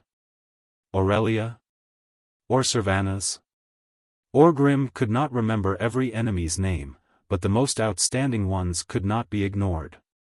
"I don't know. There were 3 very powerful female elven rangers who looked very similar to me." Zhu Jin gritted his teeth and replied, "More accurately, there were 4 of them, but the last one was slightly weaker." 3? 4? Of course, Orgrim did not know about the Windrunner sisters. Just like how it was difficult for him to differentiate between different races. Face blindness after crossing races was a common case. "Rest well, the tribe will avenge you," Orgrim comforted Zhu Jin. From what he saw, Zhu Jin would need a lot of time to get rid of the mysterious green power. Who knew that Zhu Jin would suddenly pull him back? "I saw the changes of the times, and I saw how insignificant I am. So I need power. Power of magic. Mysterious power. I heard that you used the elven runestones to make an altar." Ghoul Dan's altar? Orgrim had never been too interested in Ghoul Dan's evil magic, so he had to remind Zhu Jin, "The latest news is that out of every 10 ogres, 3 will die during the ritual, 6 will become 2-headed ogres during the ritual, and only 1 will truly obtain the power of magic." Zhu Jin coughed out some green blood. "Isn't it just a chance to die, grow another head, or become a deformed monster? For the sake of the troll's revenge, I have nothing to fear." Orgrim looked down on this kind of personal hatred, but he was moved by the sacrifice of the entire race. Zhu Jin wanted to sacrifice himself or pay some other price to obtain this kind of ethereal evil power. This was also a kind of honor. Orgrim did not refuse. "When you think it is appropriate, Ghoul Dan will perform the ritual for you." When Ghoul Dan heard this news, he grinned in joy. "Perhaps I can truly control a great demon chieftain?" An hour later, the storm altar was fully activated again. The power drawn from the sky was modified by the runestones, turning into dense dark energy that accurately hit the Troll King's chest. The dark evil aura wrapped around the green arrow in Zhu Jin's chest. Under the tearing of this level of terrifying power, the green energy that seemed to have formed an endless cycle was easily crushed and devoured by the darkness. A large bloody hole appeared in Zhu Jin's chest. The ritual was not over yet. Getting rid of the power that Windrunner had left in Zhu Jin's chest was only the first step. When the other runestones poured more dark energy into Zhu Jin's body, the Troll King's chest began to swell up. It was not just his chest. Almost every inch of Zhu Jin's body, from his neck to his shoulders, to his arms, to his waist, to his thighs, was swelling up. More demonic power entered the wound on Zhu Jin's chest. The wriggling bloody wound was like a huge and ferocious mouth, as if it was devouring the dark energy. Finally, a gust of dark wind burst out of Zhu Jin's body. Chapter 369. Young man, do you want to be a magical girl? Oh. No, Zhu Jin, do you want to be a magic troll? Trolls were actually quite adaptable. Apart from paladins, trolls could advance into almost any profession. Considering that trolls also had the bloodthirst talent of minor berserk, it was generally agreed that trolls should be hunters. Of course, for heroes, the definition of professions was very vague. Just like Zhu Jin, he was a warrior, but he had the agility of a thief. Now, with the infusion of power from the storm altar, Zhu Jin had awakened a new profession, druid. Roar dash, this was the roar of a giant bear. The image of a giant dark bear that was as large as a small hill appeared on Zhu Jin's back. All of the observing giant demons shuddered. Next, there was a clear cry of an eagle. The giant bear image turned into a giant eagle image with gray-brown feathers and a wingspan of over 100 meters. Zhu Jin greedily absorbed the energy of the world, but at this moment, Gul'dan's expression was not good. Zhu Jin's nature power was rejecting the darkness power from entering. Gul'dan could clearly feel that Zhu Jin was merging the darkness power into his berserk bloodline. Because of the boiling blood, it weakened the darkness power. The biggest problem was that the darkness power conflicted with Zhu Jin's awakened talent. If he forcefully injected the darkness power, Zhu Jin would explode and die. Orgrim was staring at Gul'dan. Zhu Jin's subordinates were also staring at Gul'dan. For power, Zhu Jin did not fear death. But could Gul'dan let Zhu Jin die now? They had not even fought a proper battle against the elves, and Zhu Jin, the only one who could control the trolls, was going to die. Regardless of whether Orgrim would let Gul'dan go, the other trolls would be the first to not let him go.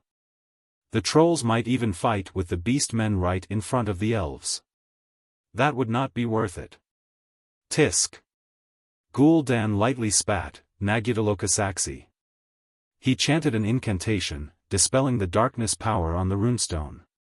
Even though it was still the power of the demon that controlled the runestone, what was being transferred to Zhu Jin was the purer nature power. Zhu Jin's body stopped expanding. It had expanded to its limit, and the blood vessels that were about to explode finally had the space to shrink back. Zhu Jin's eyes suddenly widened, and a terrifying divine light burst out from his fierce and lifelike eyes. I feel power, the power of the great bear and the eagle. It is the power of the earth, it is the power of the sky. Zhu Jin's entire body was suddenly wrapped in green light. In just half a second, Zhu Jin had turned into a huge eagle. It flapped its gigantic wings that were more than 5 meters long on one side, stirring up more than 10 tornadoes on its wings, easily blowing away all the leaves on the towering trees on the periphery of the clearing. The bare tree trunk stood out in the lush and luxuriant forest in the summer. In the next moment, Zhu Jin's body began to shrink again. It wasn't that his power had weakened, but that his power had become more condensed. It was like a retracted fist. Only when it attacked would the effect be even more frightening. Walking down the altar with large strides, Zhu Jin appeared to be even more powerful and spirited. Walking proudly in front of Orgrim, Zhu Jin knelt down on one knee for the first time. Even though the posture was rather crude and unsightly, it was still a kneel. This symbolized the true acknowledgement and submission of the great demon to the orc tribe. Orgrim's chest heaved up and down rapidly. Why did he want to attack the elves from 1,000 miles away? Of course, he knew that the elves were also targets that the tribe had to conquer or destroy. After all, the elves hadn't officially joined the war yet. It wasn't wise to rashly let a powerful opponent join them. If there were additional allies that the orcs could easily accept, or even the loyalty of subordinate races, then it would be a good deal. Now, Orgrim's wait was finally here. Good. Good. Good. Orgrim hurriedly helped Zhu Jin up. I said that the orcs and great demons are brothers. Frustrated that the attributes of the storm altar had changed again, Gul Dan had Gujar destroy the rune lines on the runestone and abandoned the altar. Deep into the night, not a single tribe was left. An altar that had lost its effectiveness was worthless. Just as the entire forest was shrouded in darkness, a few figures suddenly appeared near the altar. Despicable great demons. Despicable tribe, they actually destroyed the runestone. The one in front was Aurelia. As the eldest daughter of the Windrunner family and an elf who loved this land, she had always felt that it was her duty to protect it. She knelt down on one knee and inspected the runestone fragments around the altar, a pained expression on her face. The elves' safety barrier, a gigantic magical barrier that had been unbreakable for thousands of years, had been destroyed by Gul Dan. Just like that, Duque appeared beside Aurelia and gently pressed his hand on her shoulder. "Tomorrow morning, bring the broken runestone to the Silver Moon Council," Aurelia immediately interrupted Duque.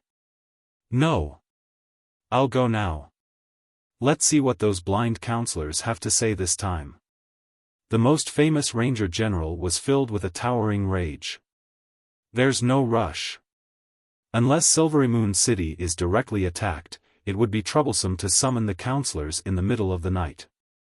It's tomorrow morning anyway." Duque easily pacified Aurelia.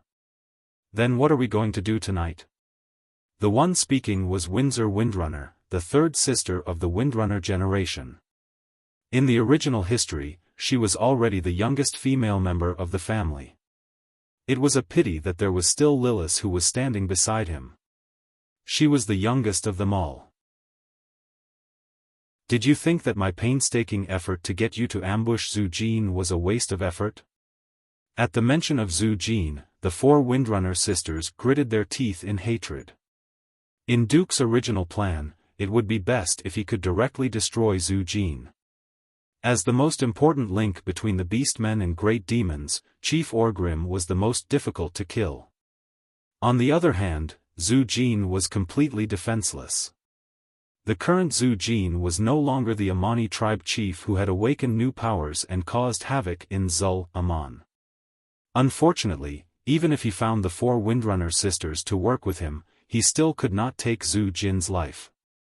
Duque's plan was always one ring after another. Knowing that Gul Dan had used the storm altar to strengthen a large number of ogres, Duque had an idea. After Zhu Jin suffered a setback, Zhu Jin would definitely seek greater power. However, Zhu Jin's attributes were incompatible with the storm altar. Chapter 370. In order to maintain control over the trolls, Great Chief Orgrim would definitely let Zhu Jin walk onto the altar, and he could not let Zhu Jin die on the altar. Now, Duque had made the right bet. Gul Dan had left early, leaving behind an altar that still had a lot of energy. While the runestone was still intact, Duque could not risk a group of elven girls going berserk and touch it. Furthermore, he did not have the skills to do so. When Gul Dan wanted to get the runestone, he did not have the ability to deal with a former demigod warlock, who was now a Breaking Dawn villain. Furthermore, Orgrim and the trolls' elites were all here. Just a few of them running over would be asking for death. Now, everything was different. Something stolen by an enemy would be taken by an ally. The rule of this world was that the ally was the new owner of the item. To return the item to its original owner, a corresponding price had to be paid. Even if the four Windrunner were here, they did not feel that Duque had done anything wrong. Duque bowed slightly, showing respect to one of the important figures behind him. "Archbishop Fail, Uther, I'll have to trouble you." Gul Dan's sorcery was impossible to defend against.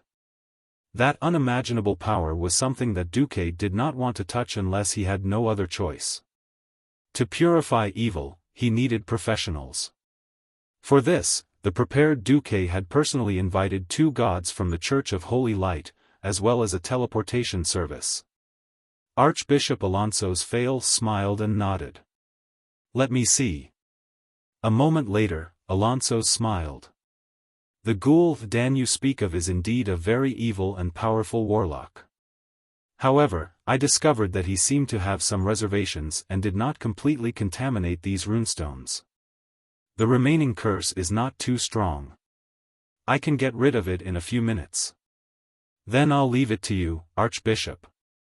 If possible, try not to cause too much of a commotion. Duque was definitely playing with fire. The Horde's vanguard was less than 30 kilometers from here, while the Horde's main force was 20 kilometers away. If he caused a commotion, the Horde's dragon knights would arrive in a moment. However, Duque had to seize the opportunity. The High Elves' runic magic circle was a complete defense system with 8 in a row. Apart from this one, Gul'dan had destroyed another 2, so the large amount of energy gathered by the rune stones would quickly dissipate due to the destruction of the rune stones. If he missed this opportunity, he wouldn't be able to find it. This was the only time he could take advantage of the High Elves. There were no other opportunities. In fact, these runestones were processed by countless elven mages and craftsmen over hundreds of years, and it took nearly 1,000 years for them to be completely calibrated. One could well imagine how precious it was. In just a few minutes, Fael had finished dispelling the evil magic. With a warm smile on his face, he said, "My job is very simple.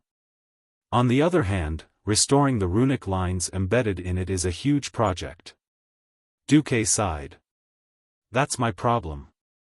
Without hesitation, he opened the portal and sent Fao and Uther away. If the great archbishop accidentally died in Kuel Salis because of Duque's risky plan, Duque would bet 50 cents that Lothar would definitely come after him. And then? Sylvanas put her hands on her hips. "Don't tell me, Duque, that you're going to spend 10 days to half a month here to rebuild these, rubble?"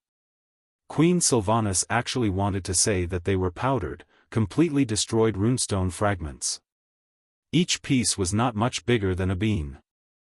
Regardless of whether they could be put back together like a puzzle, even if they could be put back together, how effective would they be? At this moment, Duque was saying in his heart, "Hey, System Elf, time to work. Hey, my host, do you really know how to order people around?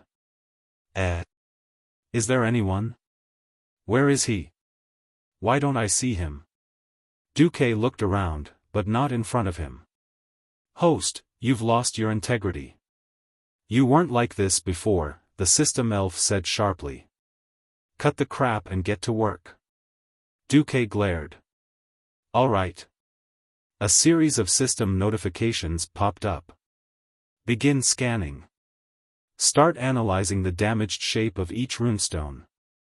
Starting comparison. Hand of Magic, activate." Under the astonished gazes of the few guys who followed him, more than 200 hands of magic quickly picked up the rubble of various sizes from the ground and then glued them together with special glue that had been prepared. Gavin Rad, who was next to him, rolled his eyes with his hammer, as if his boss wasn't human. The hands of magic flew at high speed, with all kinds of dazzling crisscrossing movements. At first, Sasha, who was the most curious of the Windrunner sisters, tried to follow the trajectory of Duque's hands of magic with her eyes. Unfortunately, Sasha quickly fainted. She looked like she was about to faint. Sasha took the opportunity to lean on her elder sister's shoulder and asked in a low voice, "Sis, is your boyfriend really a human?" Aurelia's face was full of embarrassment. Boyfriend? Aurelia hadn't really thought about this word. Although they both vaguely felt that it was the case, the last layer of thin veil was never revealed. Suddenly exposed by her own sister, Aurelia's face was burning. Admit it? Or not? That was a problem. Admit it? How much? That was also a problem. At this moment, Sylvanas abruptly helped her elder sister out of the situation. "Humph. You want to pick the most beautiful and mature flower of the Windrunner family? You'll have to ask us 3 sisters first." Sasha decisively joined in the fun. Aurelia looked at Sasha, the younger sister who looked similar to her but had bright silver hair, and had mixed feelings. She didn't know how to tell her sister that if they successfully saved Kuel Salis this time, she and Sylvanas would become Duque's vassals according to the agreement.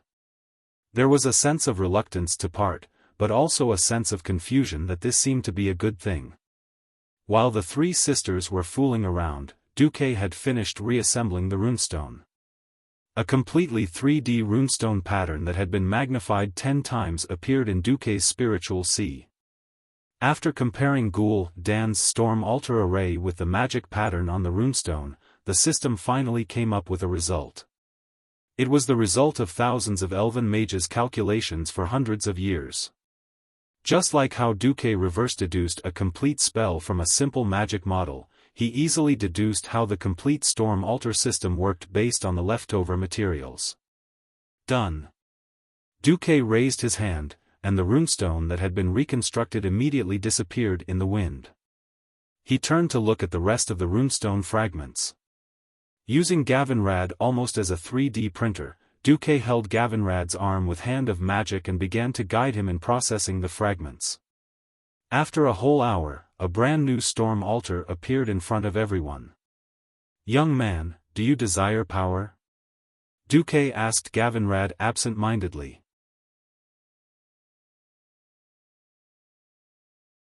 Chapter 371. Huh. I already believe in the holy light, Gavinrad immediately replied. I'm not asking you to change your faith.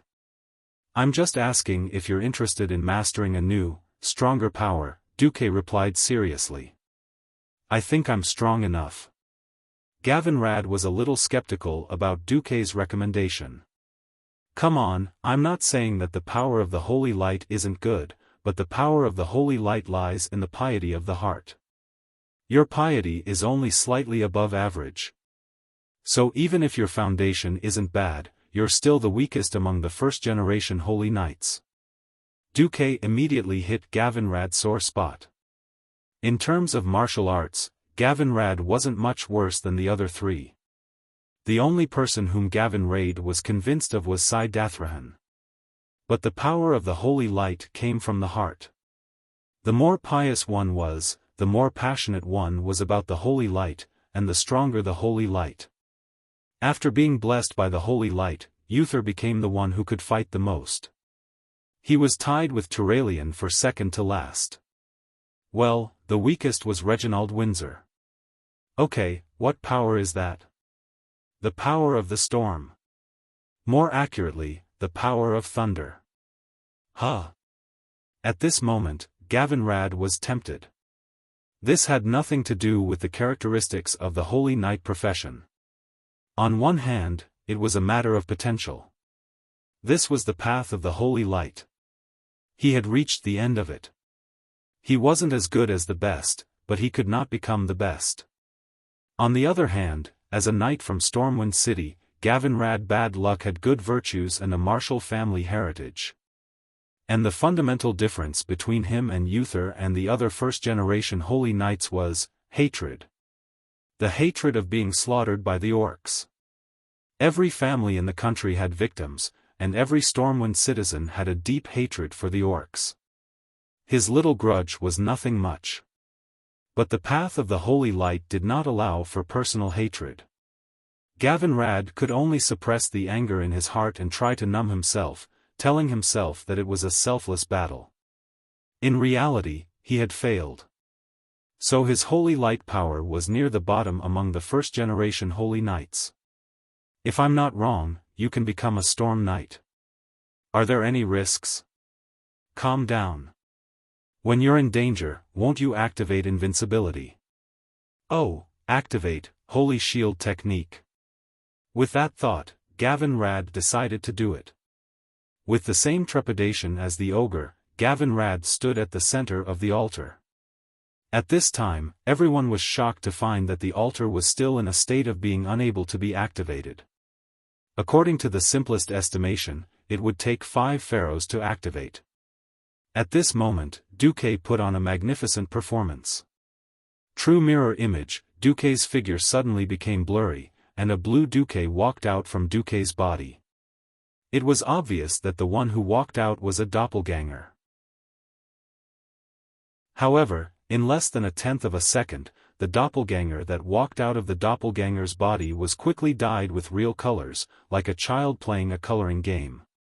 In the blink of an eye, it was impossible to tell the difference between the doppelganger and the original Duque. 2 Duques came out, then 3 Duques. In the end, a total of 5 Duques walked out of the original body. Unlike the Orc Sword Saint's rigid, mirror image, which had the exact same movements as the original body, Duque's doppelganger seemed to be completely independent of the original body. They took different steps, and Duque, who was walking to the furthest position, jogged over. The 2 further away were walking at a brisk pace, while Duke's avatar, who was closest to them, was practically crawling. Different expressions, different movements. Such a vivid performance left the Windrunner sisters speechless. Second sister, are my eyes playing tricks on me? Why does it look like there are many brothers-in-law? Sasha shook her second sister's shoulder in astonishment, not even realizing that she had used the wrong address. It was also Sylvana's first time seeing this divine skill of Duque's.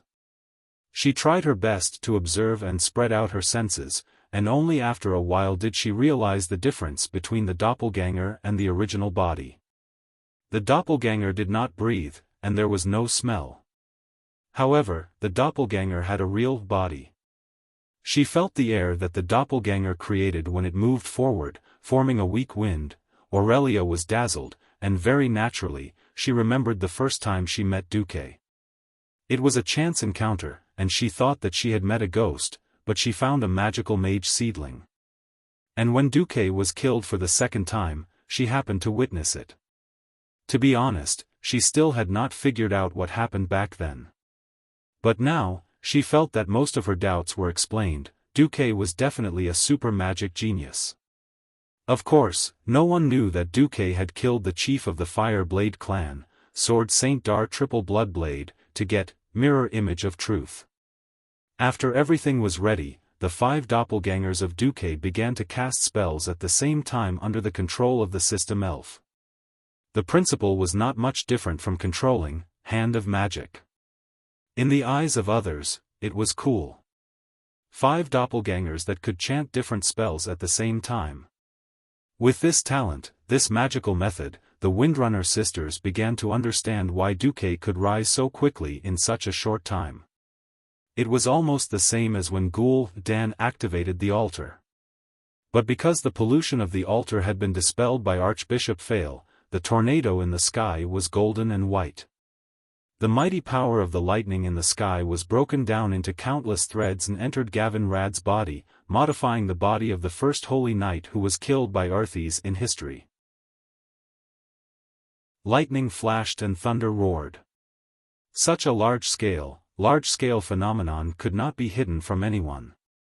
40 kilometers away, Dan, who was breaking the second runestone defense line in the Long Song forest, was suddenly alarmed.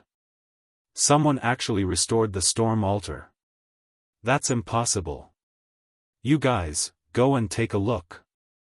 Unfortunately, Dan, Google, and the few remaining warlocks of the Shadow Council were busy. They planned to use a new batch of runestones to build a new altar and could not leave at all. Having no choice, Dan could only order Talon Gorfiend, the first Death Knight in the world who had been strengthened by the Storm Altar, to go and take a look. Distance was an important factor. Warlocks did have the ability to teleport teammates across space through the means of summoning, but the premise was that there was a warlock on their side and 2 allies at the destination. Now, there was not a single tribe within 10 kilometers of Duque. At this time, the modification of Gavin Rad was completed.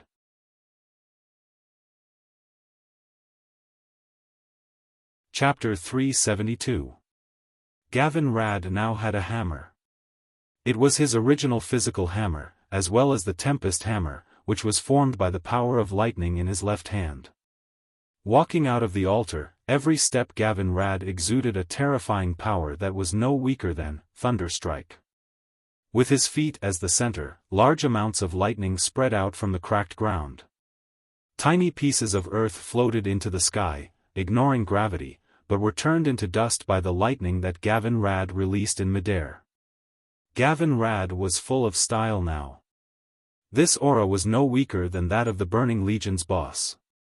Even if someone told Duque that Gavin Rad Misfortune was the real boss behind the scenes. If Duke didn't know what was going on, he would definitely believe 80% of it. Unfortunately, Gavin Rad's own words revealed the secret. Perhaps the iron rule of not being cool for 3 seconds worked. Gavin Rad actually asked, Boss Duque, will I electrocute my wife when I marry her in the future? The Windrunner sisters almost fell off the tree. Annoyed, Duque rolled his eyes. Idiot, can't you learn how to control your power? If that really happens, you can just marry a female holy knight. She won't die from electrocution. Duque didn't finish his sentence. If you're so stupid that you can't control your power, then when you do the life inheritance ritual with your wife, you can bathe her in holy light. Young man, it's a good thing to be full-screen censored in battle. Duke didn't bother with Gavin Rad anymore and sent him to watch over the place. Time is limited. Which Windrunner wants to be the next to obtain power? Gul'dan has already destroyed the runestone's energy field. In another half a day, the energy will dissipate without use. Also, this is the power passed down by the High Elves for thousands of years. The 4 Windstalker sisters looked at each other, none of them able to move their feet. Duke's next sentence caused the 2 sisters to be unable to remain calm. This is the Storm Altar. An altar that can awaken the power of those with suitable attributes. There are only 3 types of awakenings: thunder, fire, and wind. The power of the wind. This was a temptation that no Windrunner could resist. Once upon a time, the Windrunner were proud of their unparalleled archery skills. In their hearts, there was nothing that they could not kill with a single arrow. Unfortunately, more and more powerful monsters overturned their thoughts. A Death Knight who wouldn't necessarily die even if his head was pierced through. An ogre with 2 heads and 3 hearts. According to Duque, in the Draenor world where the orcs were originally from, there was a powerful creature that ruled over the ogres. Their name was Gollin. These terrifying creatures usually had a height of more than 10 meters, a huge body, and unparalleled brute force. In the coming days, they were likely to become the orcs' tools of war. They couldn't imagine the terrifying behemoth rampaging through the elven battle formation. Improving himself was already an urgent need. In addition, it was the power of the wind. The Windrunner's prime power. There was no way to refuse. As the eldest sister, Aurelia was the first to stand up. Duque, is this power safe? Duque sighed. This is the power left behind by your high elf ancestors. It has even been purified by the holy light. Alright, I'll go first. When I'm sure it's safe, I'll let you guys come too. Aurelia's beautiful figure stood in the center of the altar. Duque quickly began to cast the spell. After a short spell, there was no terrifying lightning and thunder like when Gavin Rad was awakened. Instead, a gentle whirlwind appeared around Aurelia. It was gentle and soft, like a mother caressing her child and murmuring a nursery rhyme in her ear. The feeling of the breeze caressing their faces was very comfortable. It was so comfortable that everyone present felt like falling asleep. Everyone heard the sound of the wind. Huff, huff, huff. It was the pulse of the earth and the breath of the sky. Gently opening her arms, Aurelia let her whole body bathe in the wind. In the wind, there was the scent of grass, the fragrance of the earth, and the unique fragrance of the forest. Listening to the sound of the wind and receiving its teachings, Aurelia was in a trance, as if she was intoxicated. The rapid energy reaction on the altar gradually subsided. The 3 Windrunner sisters watched their eldest sister, who was sitting down in the middle of the altar, and their hearts tightened. The most rebellious and easily agitated Servanas stared at Duque. Duque made an okay gesture, but then realized that they didn't understand, so he gave a thumbs up. Even though they were relieved, the three Windrunner sisters still stared at their eldest sister nervously. Suddenly, Aurelia, who had her eyes closed, stood up. She took out her longbow and pulled the bowstring, but she didn't nock an arrow. Shooting without a bowstring was the foundation of archery. What was their eldest sister doing? Aurelia's next action told everyone the answer. She shot an arrow. When she pulled the bowstring into the shape of a full moon, a gust of wind blew around the altar. The storm was gathering, obeying Aurelia Windrunner's request, voluntarily forming a wind arrow in less than half a second. This wasn't an illusion. The three Windrunner sisters saw the scene where the arrow should have been knocked change. Under normal circumstances, such a scene would only occur when the high temperature caused the water vapor on the ground to evaporate, distorting the light. Now, it appeared in Aurelia's hands. As the two tender fingers loosened, the sound of the bowstring vibrating suddenly rang out. However, there was no sound of the arrow being shot. No one could see the arrow's trajectory clearly. Everyone just instinctively looked in the direction the bow was aimed at. 1 second. 2 seconds. 3 seconds. When the time reached 3 seconds, there was a reaction 500 meters away. A huge flower of blood bloomed on the treetops. For humans, it was already beyond the limit of their eyesight. To them, it was just a small dot. For the Elven Rangers with amazing eyesight, it was a huge test. However, the three Windrunner sisters saw it. Unparalleled accuracy. A powerful shot. 500 meters away, an arrow pierced through the troll's chest. Starting from the chest, the troll's entire body exploded into countless pieces. It was a troll scout. It wasn't easy to find this guy, who was good at hiding and had the same color as the forest, from 500 meters away. Not to mention this kind of attack that was almost beyond visual range.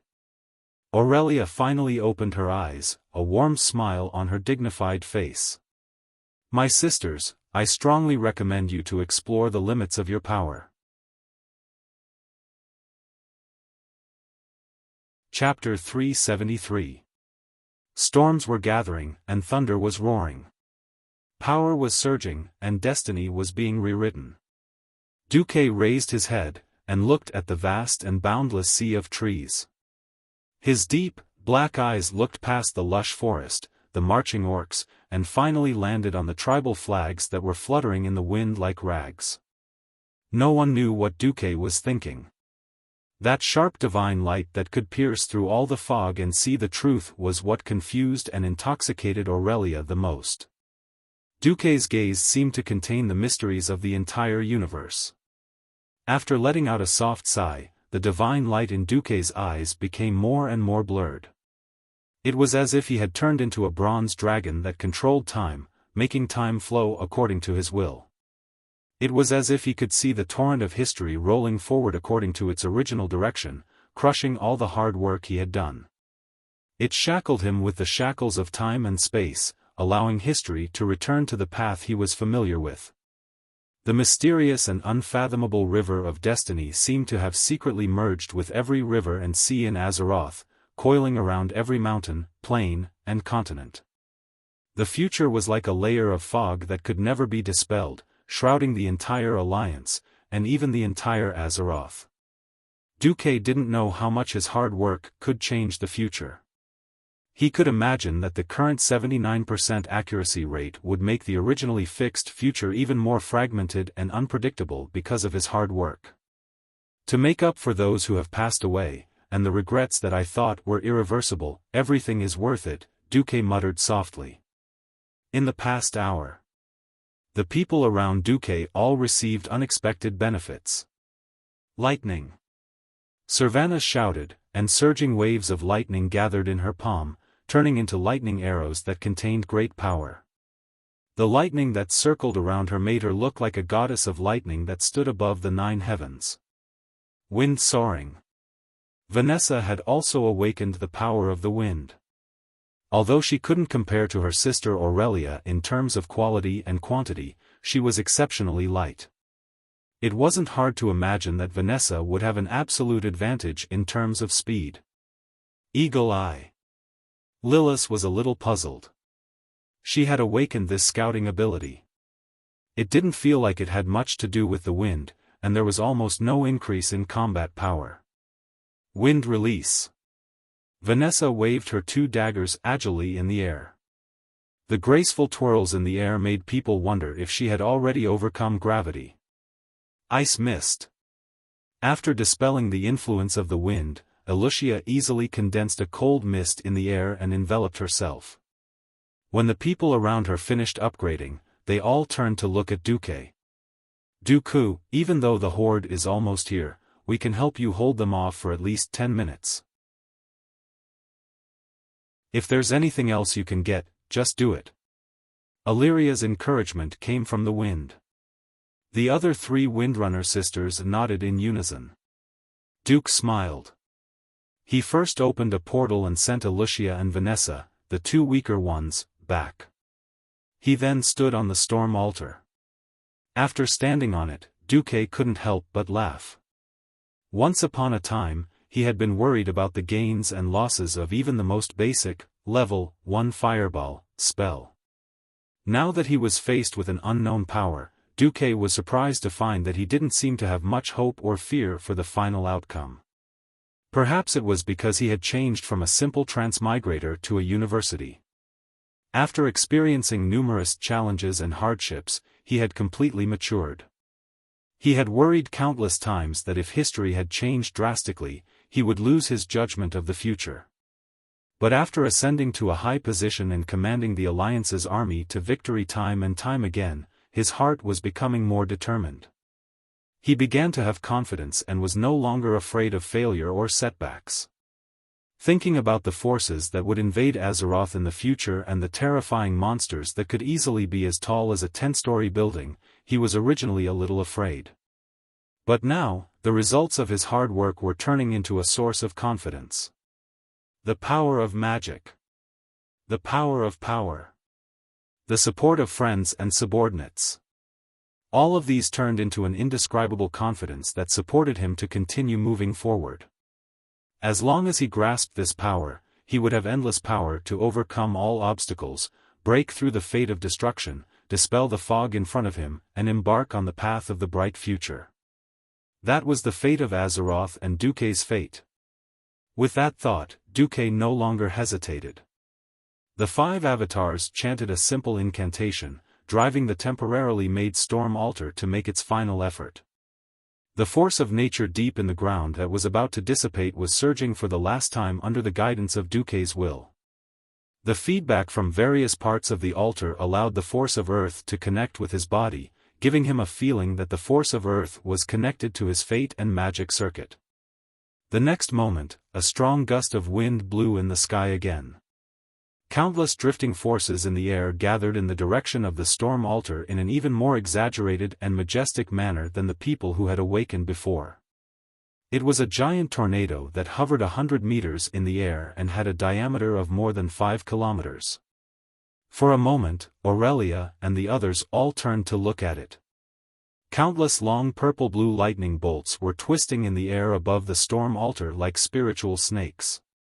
The high-energy lightning chains disintegrated and filtered all impurities, making the wind blowing on the altar extremely cool and clean. The cool breeze wrapped around Duque's limbs and blew away all the dirt on Duque's body.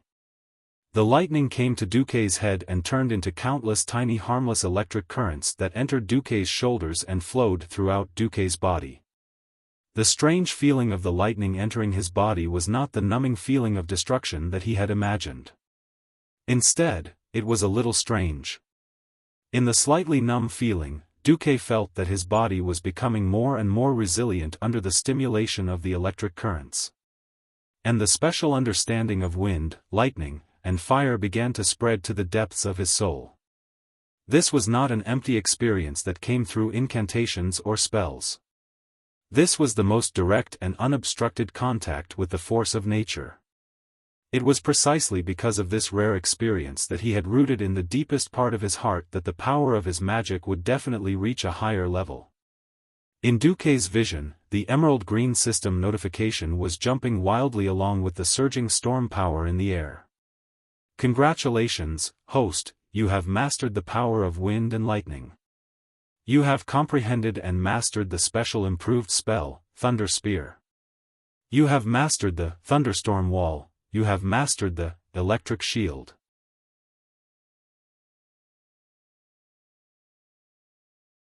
Chapter 374. There was nothing much to say about the scene of Duque leading everyone to retreat. Duque didn't plan on fighting Ghoul Dan while he was surrounded by the beast men. After the Windrunner wreaked havoc on the beast men, Duque opened a portal and retreated. If they didn't leave now, once Ghoul Dan arrived, no one would be able to leave. The only thing Duque could use now was Ghoul Dan's contempt for him, or rather, Ghoul Dan's scheme to screw Orgrim over. Early the next morning, Aurelia appeared outside the Silvermoon Council's meeting hall. Apologies, General Windrunner. The Silvermoon Council is currently in its daily meeting. You can't enter. You barged into the council last time, and many council members are furious at your reckless and vulgar actions.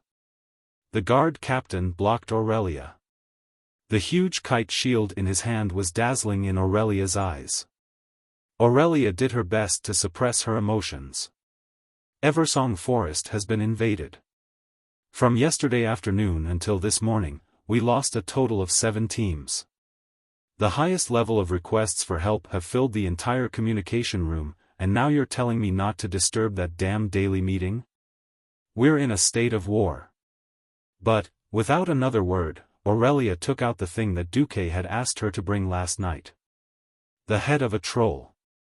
It spun in the air, its long black hair that was braided into dozens of strange braids dancing in the air. The sunlight shone on its long fangs, and it crashed into the kite shield that blocked all information from the outside world.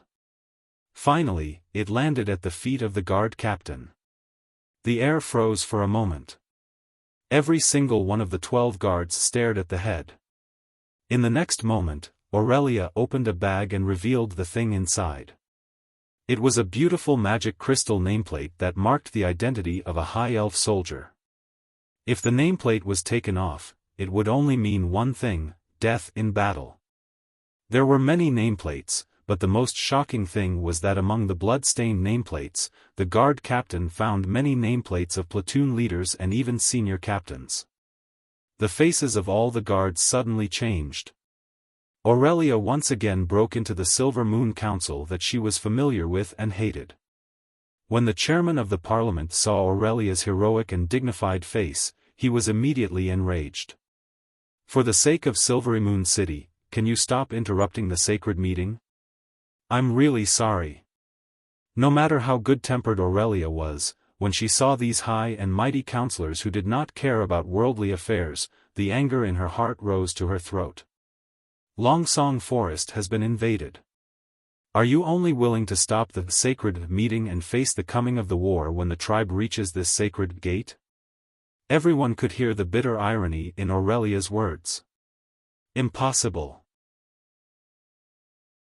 A great lord suddenly stood up and pointed a finger at Aurelia, his tone abnormally harsh. No one can survive after passing through those runestones.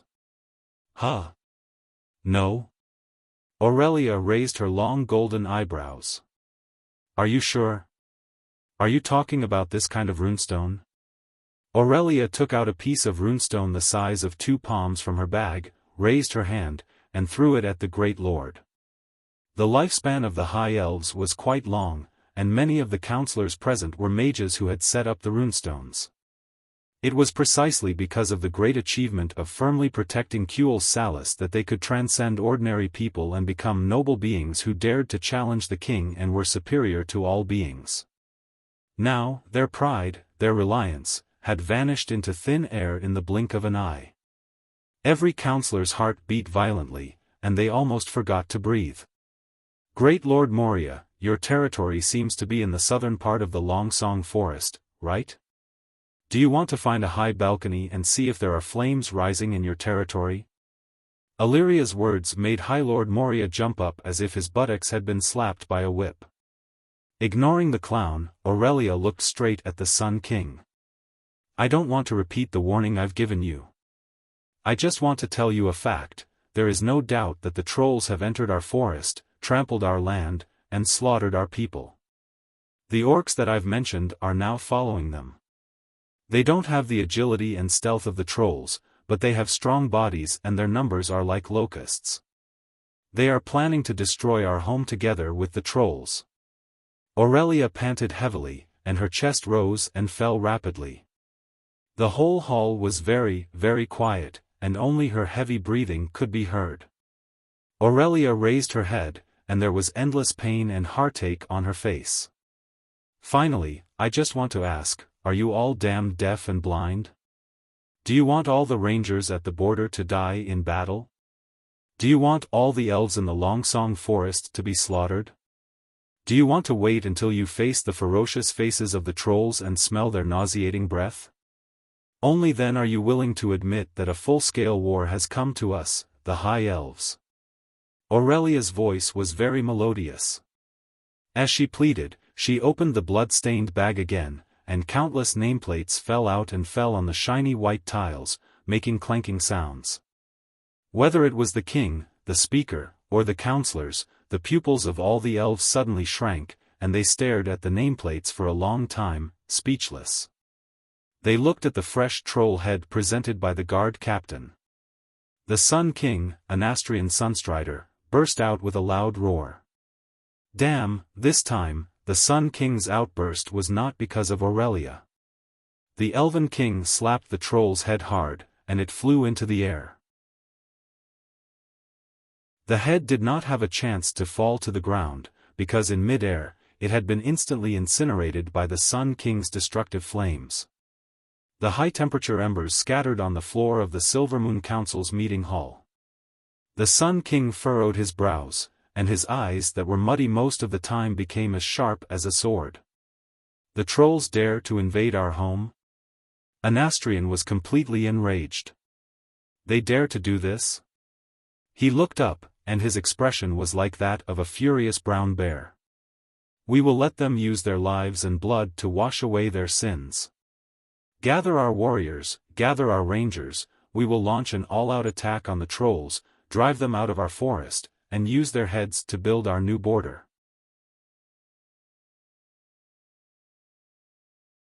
Chapter 375.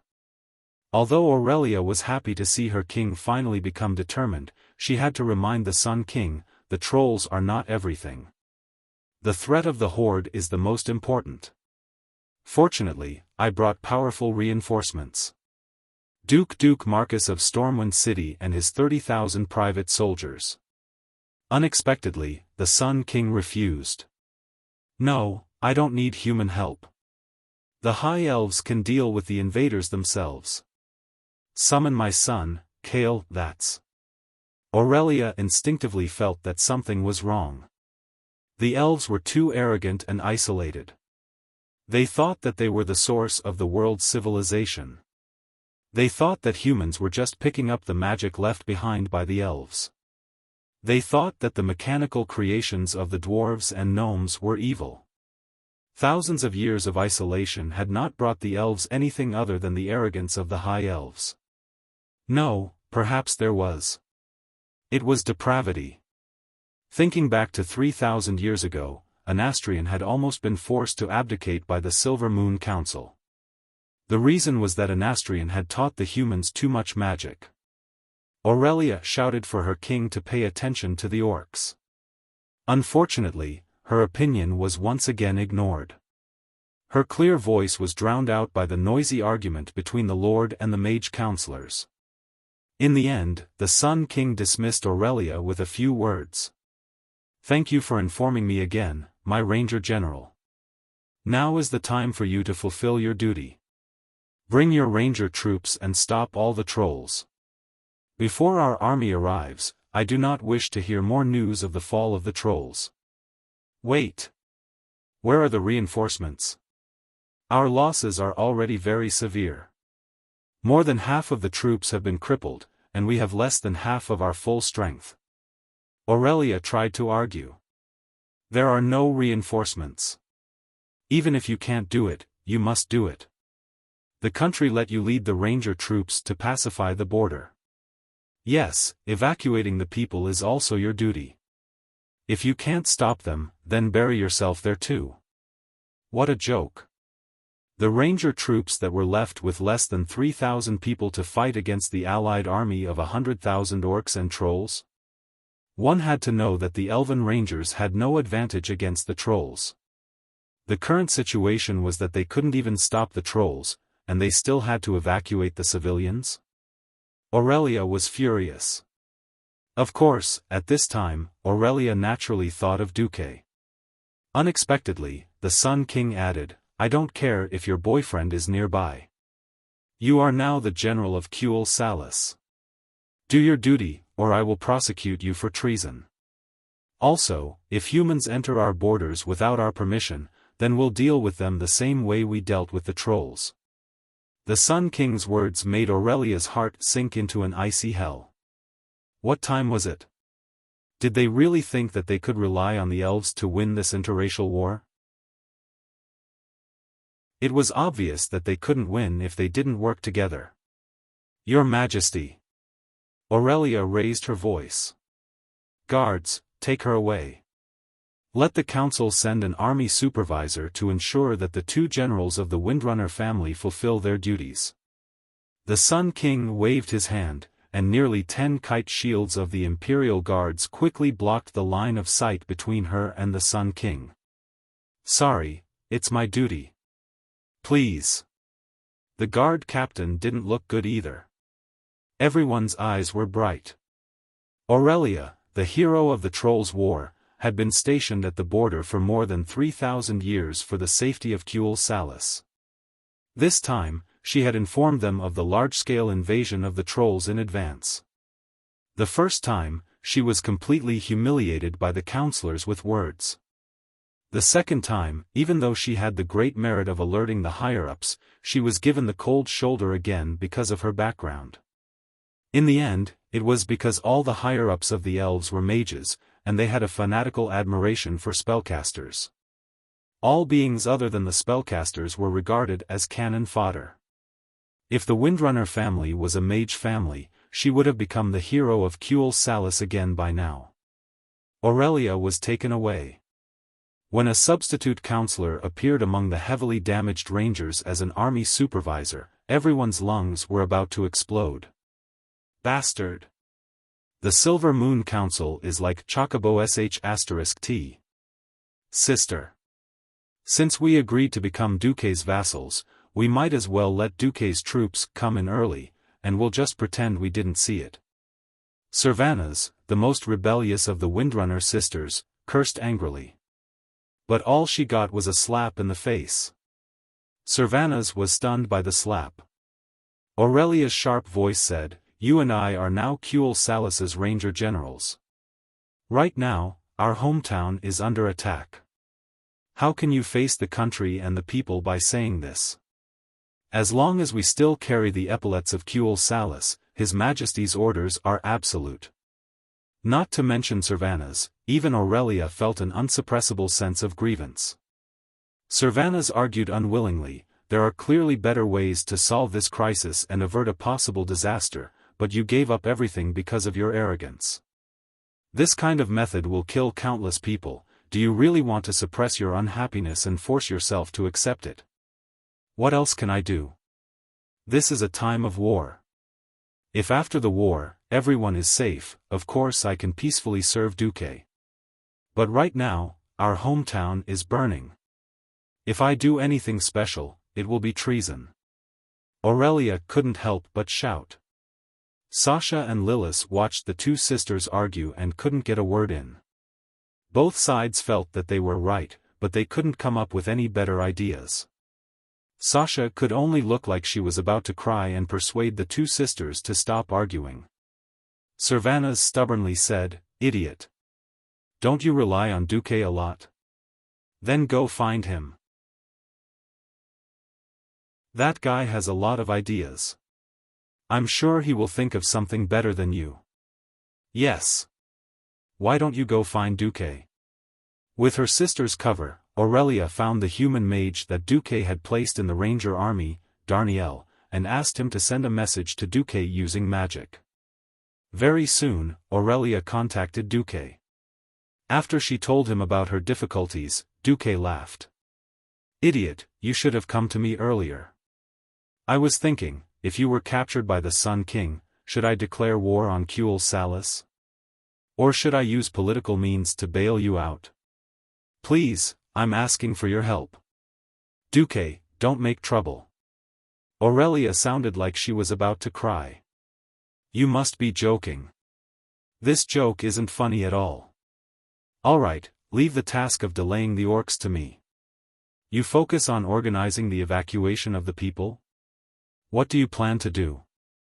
Your soldiers can't cross the border. I promise that not a single soldier from the Alliance or Stormwind will cross the border.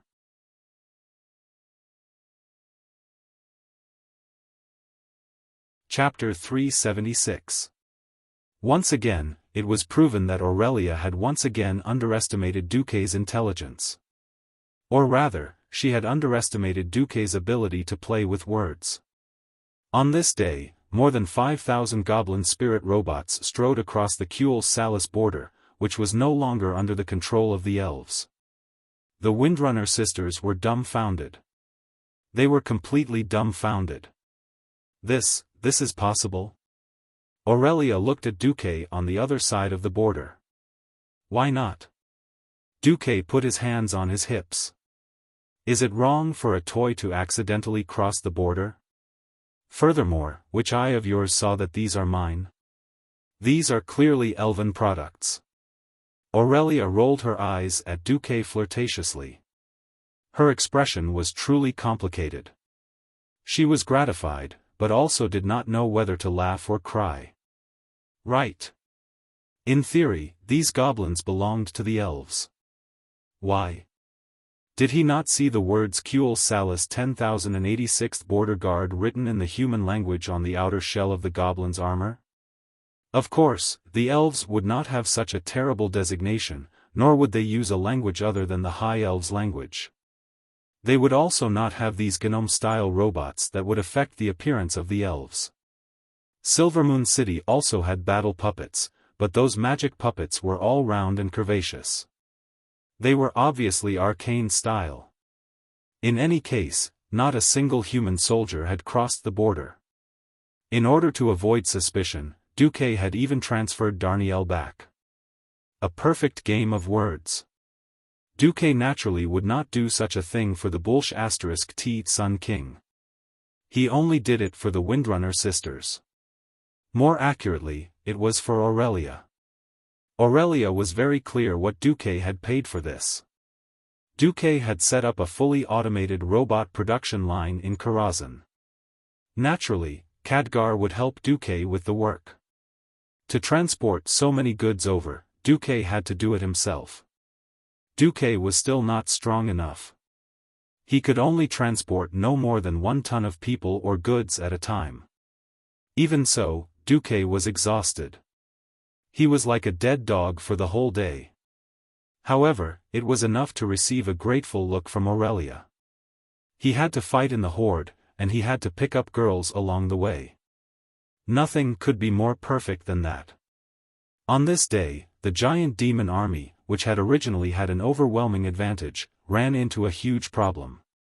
Because of Yao Yao Ling. Most of the giant demons that had been tricked by Yao Yao had died. The tribe was indeed annoyed by the warning function of the demon spirits. No one had expected that the combined power of the Yao Yao spirit and the Elven Ranger would be so amazing. Those seemingly silly mechanical creations wandered aimlessly in the Long Song forest. However, a high-speed paint arrow would suddenly shoot out from the Yao Yao spirit and hit a giant demon that was hiding on the tree.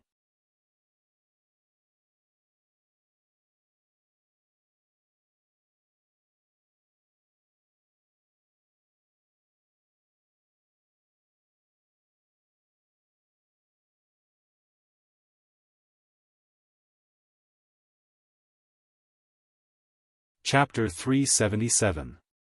I'm sorry, my child. This is the strongest army I can gather for you. Kale, that's looked excited. For the sake of the well of the sun. Didn't I keep sending letters to my father a year ago to tell him about the threat of the tribe? All the motions to prepare for war were rejected by the council. The reason was that Kuel Salus was not at risk of being affected by the flames of war, so there was no reason to increase the defense budget. In fact, until 3 days ago, the councillors still believed that the runestone array was invincible. Now, the entire Kuel Salus is in chaos, and the country seriously lacks pre-war mobilization. We are very passive. The Sun King sighed deeply, his face filled with worry and resentment. Council. Council. Silvermoon Council again. The cancer that imprisoned the entire High Elves and rejected all progress and change. The resentment in his heart almost caused Kale, that's chest to explode. No matter how well educated he was, he had the urge to scream and vent his anger. Why did a prince like him have to study in the Dalajan for a long time? To put it nicely, it was to let the prince go out to absorb new knowledge. To put it bluntly, the Silvermoon Council, whose power was above the royal power, exiled him in order to limit the royal power. Who could understand the frustration of not being able to return to his home? His excellent self-restraint allowed Kale, that's to suppress the anger in his heart. Of course, over the years in the Dalajan, Kale, that's had also gained a lot of knowledge. Perhaps the High Elves had unparalleled talent in using magic, but the development of magic was no longer the same magic world in the minds of the elves that had not changed for thousands of years. It was bad enough that the high-level elves refused to accept new things, but they were so arrogant and stupid that they did not even care about the enemy in front of them. They only cried out when the enemy put a knife to their neck. Ah! So there really is an enemy? Although he was angry, Kale, was still very clear-headed. Having deeply experienced the ferocity of the tribe, he knew very well that it was impossible for this rotten army to defeat the tribe. But for the sake of his people, Kale, resolutely accepted this appointment. There was no other reason, just because his surname was Sunstrider. He was the only heir of the Kuel Salus royal family. Since birth, he had been trained as a perfectionist, and glory and responsibility had long been branded in the deepest part of his noble soul. He was duty-bound to save his hometown. Kale, lowered his head and said, "Father, for the sake of the Well of the Sun and the continuation of the High Elves, I'm willing to sacrifice my life for Kuel Salus." Sacrifice his life? These words were very serious, so serious that even the Sun King was shocked. He immediately felt that something was wrong. He knew very well that his son wouldn't say such harsh words without any special reason. The Sun King wanted his only successor to die on the battlefield? Stop joking. It wasn't easy to find an opportunity to make things difficult for the council. Anastrian summoned Kale, back so that Kale, could have a glorious return like a king. So that Kale, could better inherit his throne in the future and one day limit the excessive power of the Silvermoon Council. Child, is this tribe really that powerful? Anastrian's energy was no longer what it used to be. Too much of it had been consumed by internal strife, turning the Sun King who ended the war against the trolls into a fatuous ruler, who was an expert in internal strife and a layman in external warfare. The upper echelons of Kuel Salus wouldn't take ordinary warriors seriously. No matter how many orc warriors there were, they would only treat them as ants. After deliberating in his heart for a while, Kale, said, "Let's not talk about anything else. There's a warlock named Ghoul Dan among the orcs in the tribe. He fought to a draw with the Dalajan and Tonidas in a head-on battle." Hiss. The Sun King was finally moved. Whether it was him or the Silvermoon Council, most of them looked down on human mages. But there was an exception, Antonidas, the strongest super-genius mage in the Dalajan in the past 100 years. In a semi-public competition 30 years ago, Anastrian and Antonidas had fought to a draw. This battle had also established Antonidas' transcendental status in the Dalagen. The Sun King could look down on any spellcaster, but he couldn't look down on Antonidas. Powerhouses didn't discriminate between races or countries. An orc powerhouse who was as famous as Antonidas couldn't be overestimated. The Sun King rubbed his chin. "Child, how about this? I'll give you a team of arcane puppets from the garrison of Silvermoon City, along with 10 mountain giants and 2 spellbreakers. Go fight a beautiful victory and come back." Kale, that's face finally lit up. At that moment, the father and son didn't realize that they'd been tricked. First, it was Ghoul Dan. In the entire Alliance and even the world of Azeroth, no one except Duque knew where Ghoul Dan's true strength was. In terms of high-end combat power, the elves had made the first mistake. Second, it was their understanding of the orc warrior's strength. Other than the Windrunner sisters, none of the high-ranking elves had personally been to the battlefield. Their understanding of the orcs was also only on paper. They only saw the exchange ratio after the battle between the humans and the orcs. They felt that the humans and orcs suffered similar losses, so they equated the combat power of the orc warriors with the human warriors. No one cared. This was the exchange ratio that Duque had used to its limit. Finally, it was the change brought about by the runestones. In the elves' impression, the runestone's defensive circle was broken. So be it. No one could understand how much the storm altar, which was made of rune stones, could improve the tribe. Now that all the ogres in the tribe had become two-headed, the physical qualities of the ogres were considered high on this planet. After the biggest problem of mental retardation had been eliminated, their combat power had more than doubled. Moreover, there were a large number of ogre mages among the thousands of ogres. How could a single-core CPU compare to a dual-core one? Just like that, the great Prince Kale, that's valiantly led the army against the invaders on his first journey in life. The army of 27,000 people stretched from the capital of Silvermoon City all the way to the city gate. In the majestic army, every soldier's armor was adorned with exquisite carvings and patterns.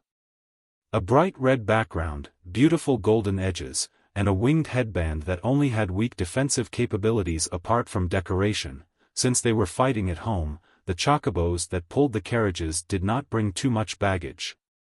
Instead, they brought a large number of magic stones and various musical instruments to boost morale. A mage close to the Windrunner family sent a magic mirror. When Duque and the others saw this scene, they were completely dumbfounded. Even a righteous young man like Reginald Windsor could not help but complain, "What the hell, are they going to war or an armed patrol?"